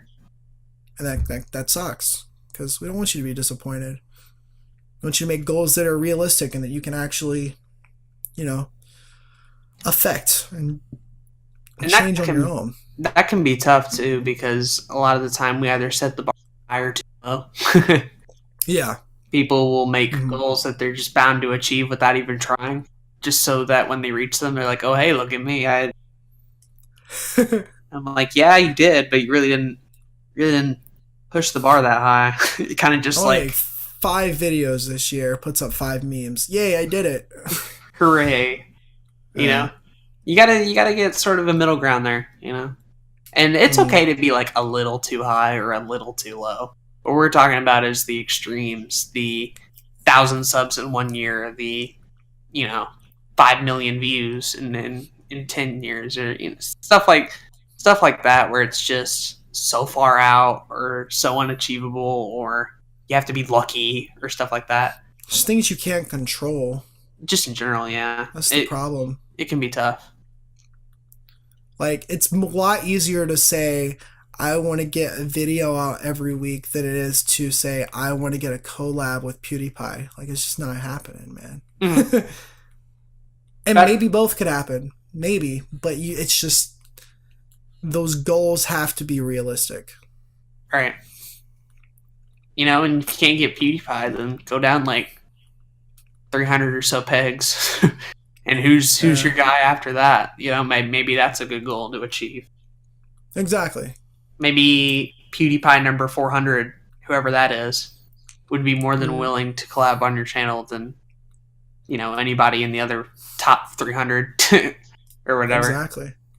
It's more likely. It doesn't mean it will happen or won't, but stuff like that. And then again, even like we were saying earlier, if you do set a goal of 1,000 subs and you only get like 300 or 400, obviously you're going to be disappointed. But like we said earlier, you kind of realize that goal was too high, and look what you were able to achieve with that goal in the first place, right? Like, you wouldn't have got 300 or 400 subs if you didn't set that goal. So there's always value to get from goals, even if you fail. It helps you make a better goal for the next time, and if it gave you the motivation to try harder, then I don't see nothing wrong with it, other than disappointment. But hey, disappointment's a fact of life that we're all going to have to deal with in one form or another, especially on YouTube. Let me just say, it's just like disappointment, the platform. That's what YouTube is. Disappointment, the platform. You're not wrong. We're going to change the name to another disappointment podcast. Oh man, that's good. Yeah, maybe we should. The branding would be on point. Maybe you said something about motivation. Maybe goals and motivation are two entirely different things. For some people, yeah. Yeah. I think some people don't need a goal. A lot of people who are well driven enough and who are like, yeah, just let me go, will, do it. Not all of us are Gary Vee, not all of us are Bill Gates, not all of us are whoever, and sometimes we do need a little something on a piece of paper telling us where to go, and that's okay. Yeah. But you got to know who you are, right? You got to know the type of person you are. You got to know how you learn, how you achieve. What's the best route? What's the best action? Oh, for sure. For a good bit of people, it is goals, and unfortunately, not a lot of them set them, either because they think it's too much work, too much time. They don't want to be disappointed. They're too scared. Like, some people are afraid of goals more than they are spiders. Like, that's something to wrap your head around. I used to think they were stupid. Sure. Yeah, like when I was super young, I just naturally did well in class and all that kind of stuff, and I just thought like having some kind of goal this young at my age was stupid. And I think at that age, sure, but the older I've gotten, the more I realized how important they are to have. Yeah. And we all have varying degrees of it, Zach may have had like 10 or so goals, and I only may have 2, and other people might just want 1. And there's 1,000 different variations that we could probably go into of people who set different goals and different things. Some people who don't even write it down and all sorts of stuff. Right. But, we were just kind of listing ideas here. And I think the important thing is that you kind of try and set some sort of goal at some point in time, because it can help you achieve the results that you want when you know what you're working for, For sure. When you have a mountain to climb, you can't climb a mountain without the mountain. That's very accurate. It's a little tough. Yeah. And you also can't climb that mountain without the tools. Sure. So our podcasts are the tools. So we're all realistic there. Yep. Watch time 2018. Let's go. Segue. 4,000 hours. Let's get it. Segue boys. Do you have anything else on goal setting? No, I think that's a good way to get into scheduling, because I know a lot of people's goals this year is going to be to get better on YouTube, to get more popular. And a way that you can do that is by making more videos. And I think scheduling is super important. Yeah, now we're kind of getting into the maintain aspect of it, of being like, okay, now you have your goal. Now you know what you want to do on YouTube. There's some ways that you can actually achieve that, and scheduling is probably one of the biggest. Exactly. If not the biggest, but that's up to interpretation. Right. So I don't know. What? Go ahead. You don't know? How do you go about scheduling videos? Oof. I'd like to say there's a slick team of scientists that automatically just schedule every video that I do throughout the year. Uh-huh. Now, each day when I wake up, I know which one I'm going to do, and it's all tightly woven, and there's very few mistakes involved, and everything's hunky dory. That's not the channel I run. That's not how it works for you? No, weirdly I'm sorry. enough, I don't have a team of people who are scheduling stuff behind me. I don't even schedule my own stuff half the time. I have a schedule that I've mentioned Okay. before, and even that Yeah. is really tentative, more than anything. I Instead like of dates, it just says TBD, the entire thing. pretty much that's the short end of the stick. Really, for getting onto it, I like it mainly. It's just sort of what my audience can expect. Really, that was the whole reason that schedule was there in the first place, of giving people who watch my stuff sort of a basic understanding Trying of to have the a type of TV stuff I guide do. rather than a production schedule. Sure. And then whatever day videos came out, they came out. That being said, I did have one that I planned to go into of having, questions on the couch be Monday, Let's Plays Tuesday through Thursday, and then just a highly produced thing Friday, which is probably one of the better variations of the schedule I had before, because previous ones had like midnight vlogs on certain days, and then streaming was always a pain in the ass as far as where that was concerned. Now it's just like Twitch streams are Monday through Friday whenever, and YouTube ones are Saturday and Sunday whenever, right? Like I've given myself a bit more freedom as far as the streaming stuff is concerned. Right. But like for the most part, a lot of them are very loose. There are certain days where if I don't have a thing out, it might be an older video upload or something entirely different or whatever. But I couldn't tell you down to like specific dates and stuff. I will say I have gotten a bit better at it. In particular, weirdly enough, the Let's Plays are actually kind of more scheduled now than they ever have been. The one with Kyle is scheduled for January. I haven't revealed what that series is, so I'm not going to say it here. Me and you obviously have one for February. Jay has March, and Ethan has April, and we kind of know those series and not necessarily when we're going to record them, but it's been the most work I've put into actually scheduling series like that before. And the idea is to have one guest on my channel sort of take a spotlight for a month and then move on to the next one.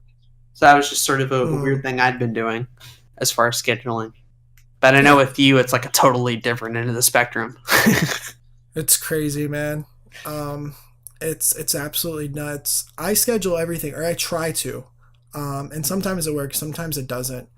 It started around the end of 20. Actually, it started around very early. It was just different forms. It used to be a notepad document that had like, here's the video I plan on putting out today.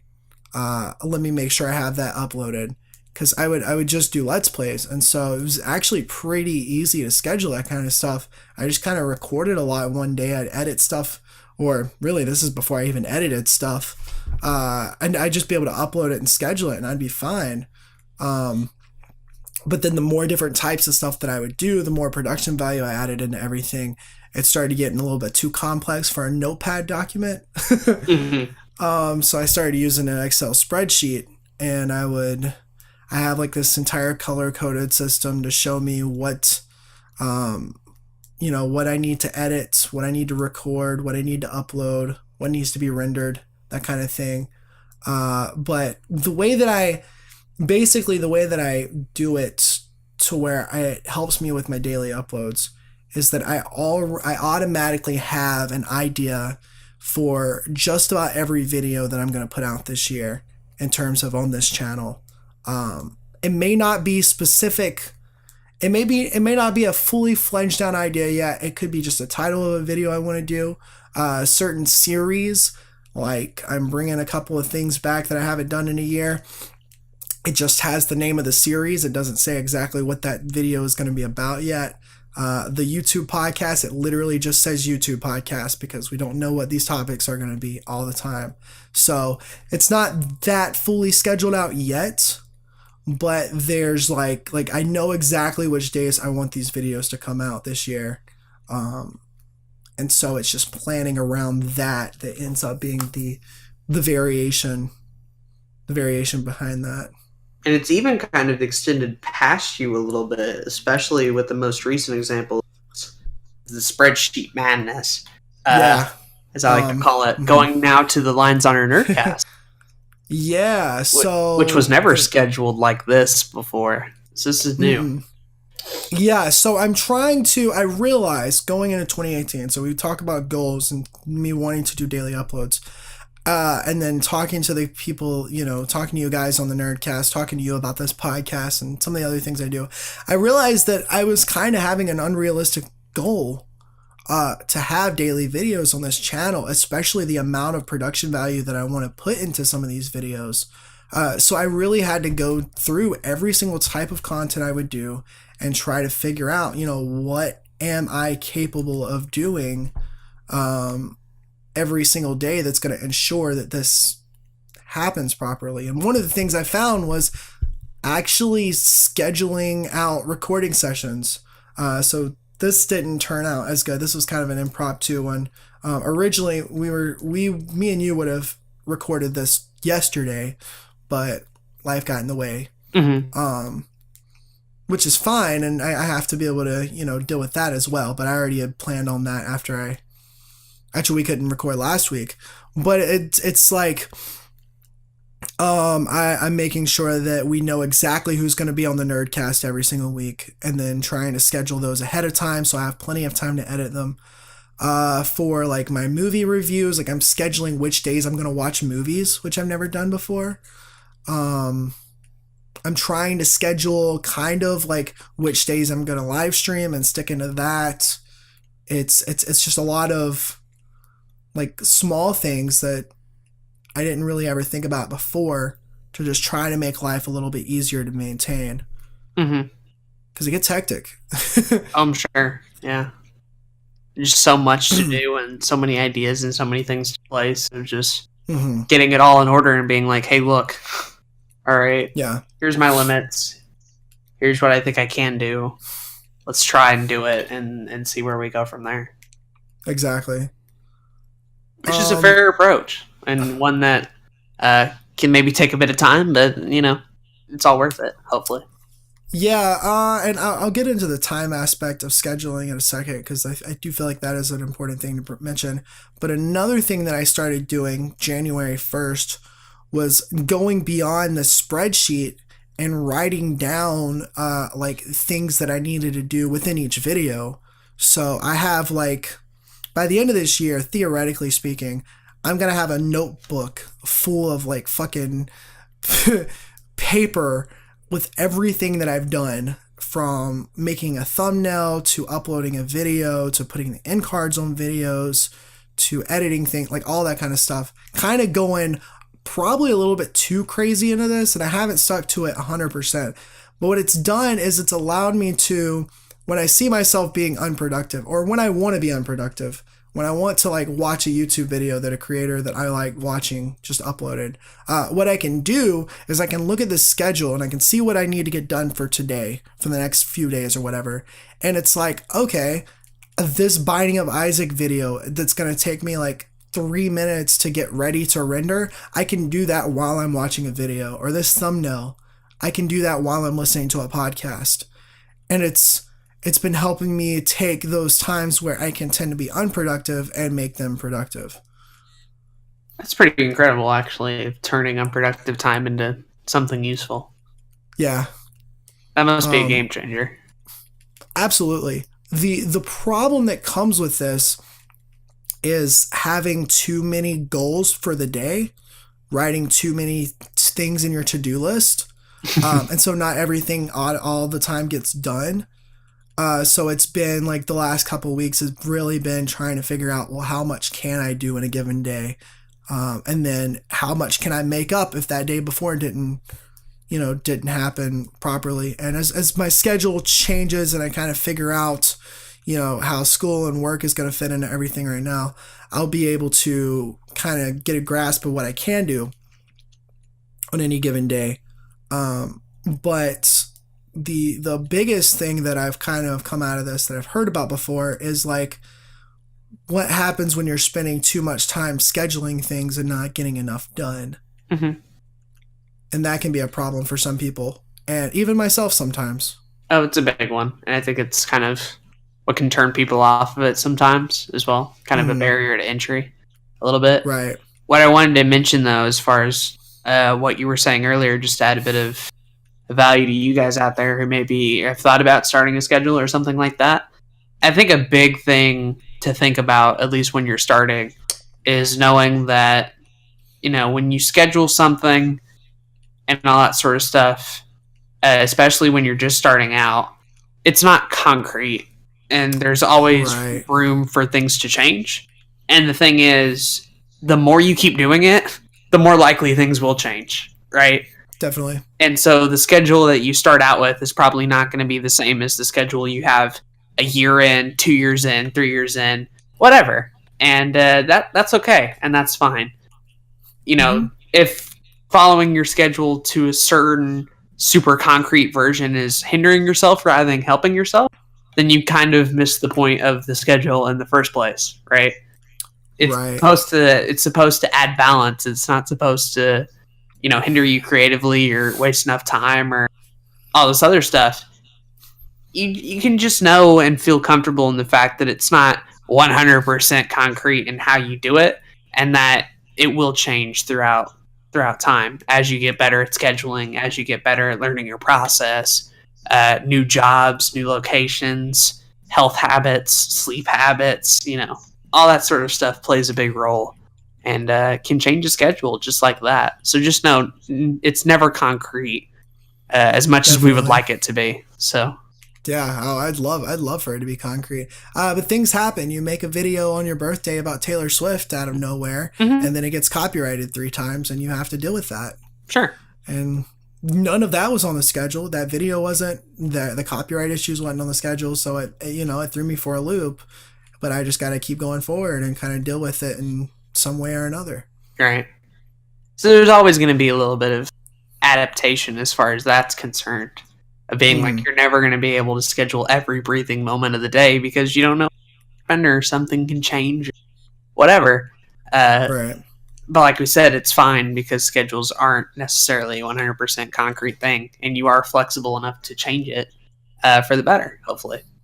Right. And maybe that means building some flexibility into your schedule. One of the things that I kind of want to get better at is finding free time for myself.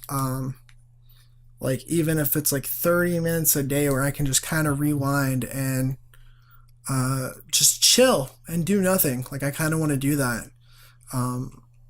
As much as I love creating content, as much as I do want to be doing that every breathing moment of my life, I can't physically do that because it's not possible. As someone who's been doing nothing but unwinding past, I don't know, about a month, feels like, it's nice to not have YouTube on your mind every waking second of the day. You know, definitely it's comfortable. It's comfortable a little bit. That being said, I miss it and I still want to do it, and I want to get back into it. And you can kind of feel like a little too hard on yourself and all that sort of stuff. That's how December was for me. Right, right. But that break it can be helpful times. Definitely. Just how you manage it and how many breaks you're. Right. But that's a good tip for schedule making, is just be flexible as well. That's another thing. Right. To our list of schedule tips, I guess. For sure. That's important. Fair enough. Other than that, I think something I mentioned earlier on was when I was talking about daily uploads in terms of the new monetization stuff, is that, maybe you can't do the same type of video that you typically try to do every time you upload every single day. So one of the things that you can kind of help with your scheduling is finding types of videos that you can do that you can get done in like an hour in one day that still has some kind of value, that's still fulfilling creatively, and that's still entertaining for the audience. So one of the ways I like to do that is through podcasts, even though that sometimes does take, 2 hours in the recording session. Hypothetically. I know that, hypothetically speaking, of course. Right. I also know that I can easily edit this while I'm watching a YouTube video or just kind of chilling or something, with no problem. Mm-hmm. And that's nice. Very clean. Yes. Clean voice. Yeah, and just the biggest thing that's changed in the last couple of weeks for me is just doing these small, meaningless tasks during times that I wasn't usually going to do it just because I didn't know I needed to do it. Because that got me behind. It optimized time a bit. Exactly. Especially like Let's Plays, because I started getting irritated with having to like do Let's Plays in terms of the post editing process because I was tired of editing them. The reason was because I don't have that much space on my external hard drive that I bring along with me when I go to work and stuff. Mm-hmm. And so sometimes I would forget to have like the footage on the hard drive.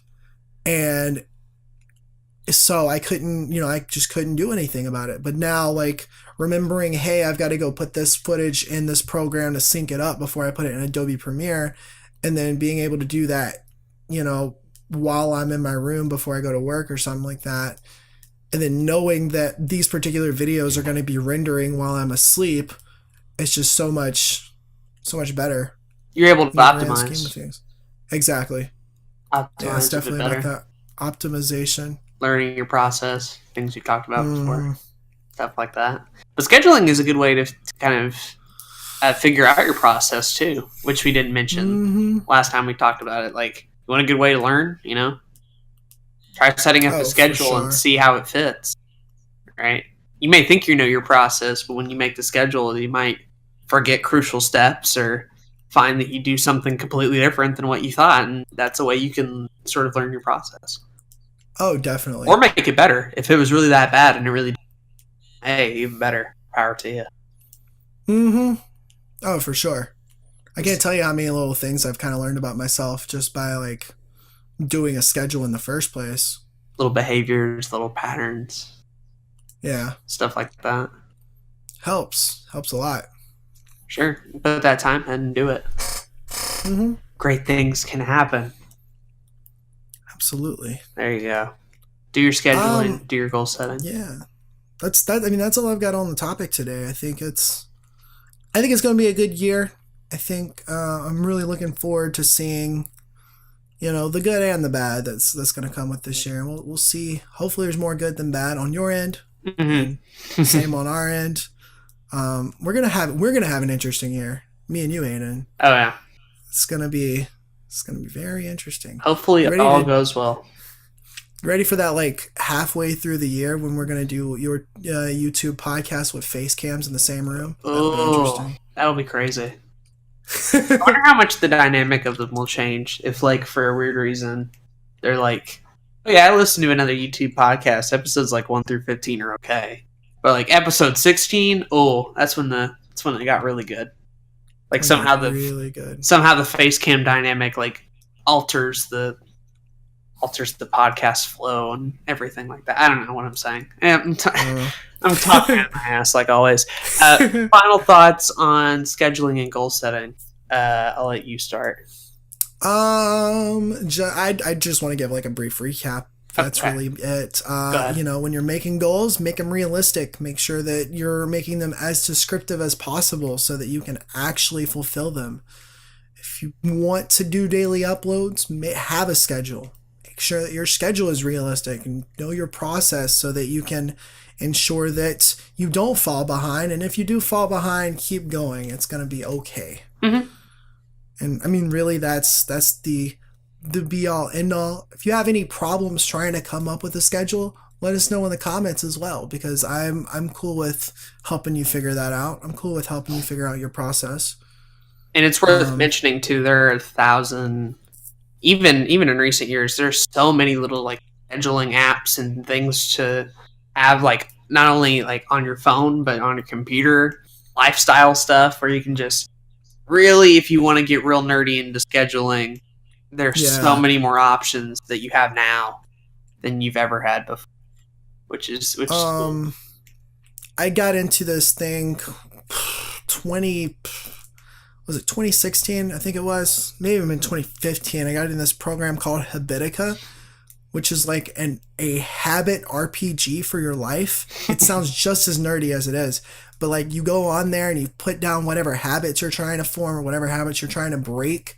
And then like let's say you put on there every single day you want to make sure you have a video uploaded. And then if you get the video uploaded, then you gain XP, which can be used towards your level. And you level up in life. And you can do this for YouTube related stuff. You can do this for like exercising or making sure you're going to bed on time, school stuff. It's pretty cool. I would do it more, but then I got too much into the like scheduling of it rather than actually doing stuff. Doing it, right. You got to find that balance. It's very fair. Yeah. Final thoughts on it for me. Scheduling and goal setting are very important. I know I don't always do it a lot, but hey, I'm finally warming up to the fact that both these things are important. For one thing, actually set New Year's resolutions here, which I've hardly ever done before, and the fact I'm even sticking to the soda one and baffles me, considering like how long it's been a part of my life and how I'm just like all of a sudden being like, yeah, I have enough will to just stick through this. Making the decision to be like, yeah, I'm kind of done with sodas. Big thing, a really big thing. It's something I've never tried before, and I hope to do more out of it that way too. And as for the daily uploads goal in general, I'll be proud if I get more videos out this year than I did last year. Ultimately, that's what it comes down to. Daily uploads would be nice, and all would be nice, but as long as I made more this year than I did last year, and that's good enough for me personally. Awesome. But yeah, I'm learning new scheduling things every day. Like I said, the whole scheduling LP thing is something I've never done before. And I think as a result, you're just going to get a lot more LPs this year. I think 2017 had about like 3 or 4. 2018, if everything works out, maybe seeing like 10, 11, 12 of them, which would be really cool. And would get a lot more series and stuff out on the channel. And hopefully you'll be seeing the results of that through highly produced stuff. Questions on the Couch that actually come out on time, and just more series and collab projects, other things in general.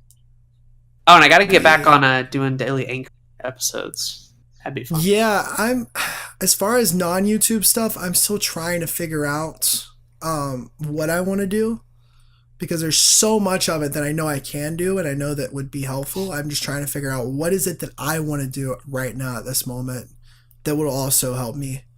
And I'm trying to figure that out. I'm talking to some people that are also entrepreneurs and trying to get some wisdom and some advice along with my self-awareness here. So we'll see how that comes into play throughout the year. Sure. But yeah, I'm improving. I'm getting better. Who knows? Maybe I'll do more schedule. Probably not on the Zach level, but maybe in a half point, perhaps, and maybe I'll get to the point.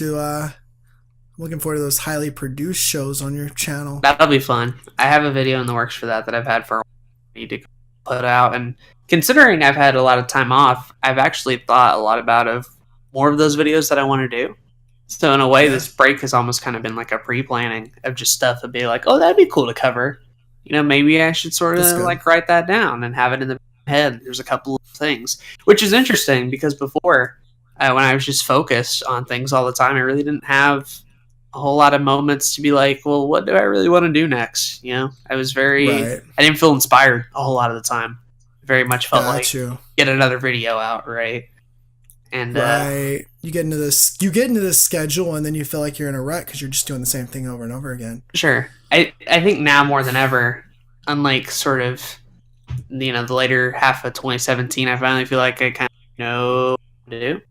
And now it's just a matter of doing it and doing a better job at scheduling, and goal setting will help me get there. Awesome. But we want to hear from you guys as far as goal setting, as far as scheduling. What do you do? What do you not do? What are your thoughts on it? Are we wrong? Probably wrong. Yeah. I'm probably wrong. Bash me in the comments below. I'm looking for the person that tells me it's like scheduling that much is ridiculous and you're only doing harm to your body and your channel. Right. Well, if you stick to the soda thing, then you can show them wrong. That's true, yo. But I'm excited about it. I'm also like, we've talked about soda more in the last hour than, or last 2 hours than I have in the last 2 weeks. yeah, So it's like that Mountain Dew, man. mm-hmm. But I don't have any, and I'm not buying any because I also don't have much money right now. So we're good. There you go, We're broke just gonna boys. keep going. We're just gonna keep trucking on. Get some nice water after this podcast. We'll be fine. Yeah, nice refreshing water, or for me, probably tea. Or I'm probably gonna go to bed actually, and then wake up to tea or water. To do the same. But with that being said, we have 2 comments from last time. Do you want to read Patient's long comment, or do you want me to? I can go ahead and read it because I figured you probably did last time, but I don't know. Yeah, probably. I don't remember. Okay, but we do have legendary GMR say great video, and said thanks then, and I want to say thank you again. thanks, bruh. Thanks. Hell yeah. Patient left an enormous comment. I'm gonna go try to read it as quickly as I can. She says, just a note when buying cameras, always check the lens price. They can range from 100, I'm going to just say euros. I know it's probably pounds, but I don't care. To around 300 euros per lens. If you can't afford multiple / replacement lens for the camera you're buying, go look around for a different camera. Or check to see if your camera is compatible with multiple brands. I passed up a better quality camera for one around 25 euros cheaper. Still good, just not as good. Because the difference in the lens price was 100 euros. Checking the resolution is also something else to know. Another bonus with cameras is that you can buy a lot of good quality cameras secondhand. The secondhand market for cameras is a lot better than you think, as people generally take very good care of these cameras and sell them when they want to upgrade. Look around for a good second quality camera either online or in a camera store before you decide to buy something brand new. You could find something just as good for half the price. And if you're going down this route, get a camera stand / tripod. Doesn't have to be the most expensive, just make sure it works. You don't want your camera failing and breaking, a good stand will help prevent that. Of course, if you're retarded and knock over the camera, not to you. That's my favorite line right there. That's great. When Christmas hits, I'll be getting a Canon EOS 13000D, mostly for photos, but it is video as well. If I end up trying out the video function, I'll get back to you on its quality. It also has Wi-Fi connectivity, but I don't know if that affects anything. Also, I don't know if it's just me, but I genuinely cannot see the difference between 740p and 1080. I think she meant 720, but yeah, whatever. 740. That's when you're in the UK, that's what they have. Oh, okay. I'm joking. I believe you. Though. That's the odd part. Also, Aden played Doki Doki. You know it's good if I'm recommending a dating sim to you. I've still not seen anything of that game. Yeah, that needs to be a live stream or something. That might be a fun live stream. Because I think that'll be fun. I think your audience will enjoy it too. Also, I gained 20 subs from a Doki Doki stream, so pretty incentive tight. right there. There you go. But so that 40,000 hours of watch time. But as far as this comment's concerned, I guess I do need to give a little bit of an update. I believe in the YouTube equipment guide, I had talked about getting the Panasonic Lumix G7. And the one I ended up going with was actually a Canon.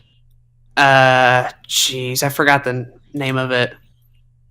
I think it was 200 or something, 200D or whatever. I don't know.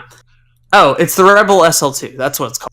The EOS Rebel SL2, and then I think it's known as something else internationally. Anyway, part of the reason why I did end up going that camera was having to do with what Patient said here, is that Canon lenses are often a lot cheaper. And the thing is, if you have one of those Canon cameras, you get a lot more of a selection as well. Panasonic, they have a lot more expensive lenses. You got a lot less options as far as what you can choose from.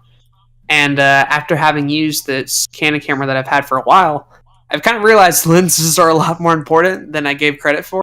They sort of determine how wide your shot is, what it looks like, if it has image stabilization, how good the focus is, how good the zoom is. All these other things I never even thought about has just been huge.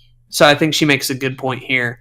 Also, the secondhand thing I also agree with, because cameras, holy good God, are they expensive.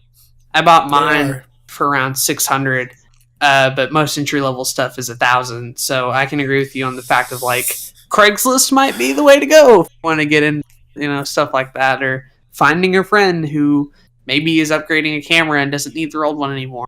Because people are weird with their technology and just sort of like worship it in a good condition, you know.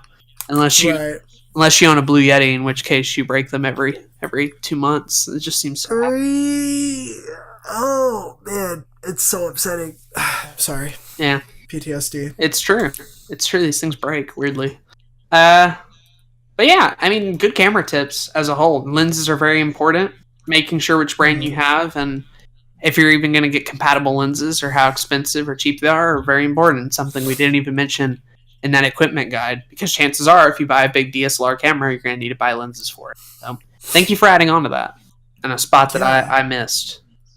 Definitely.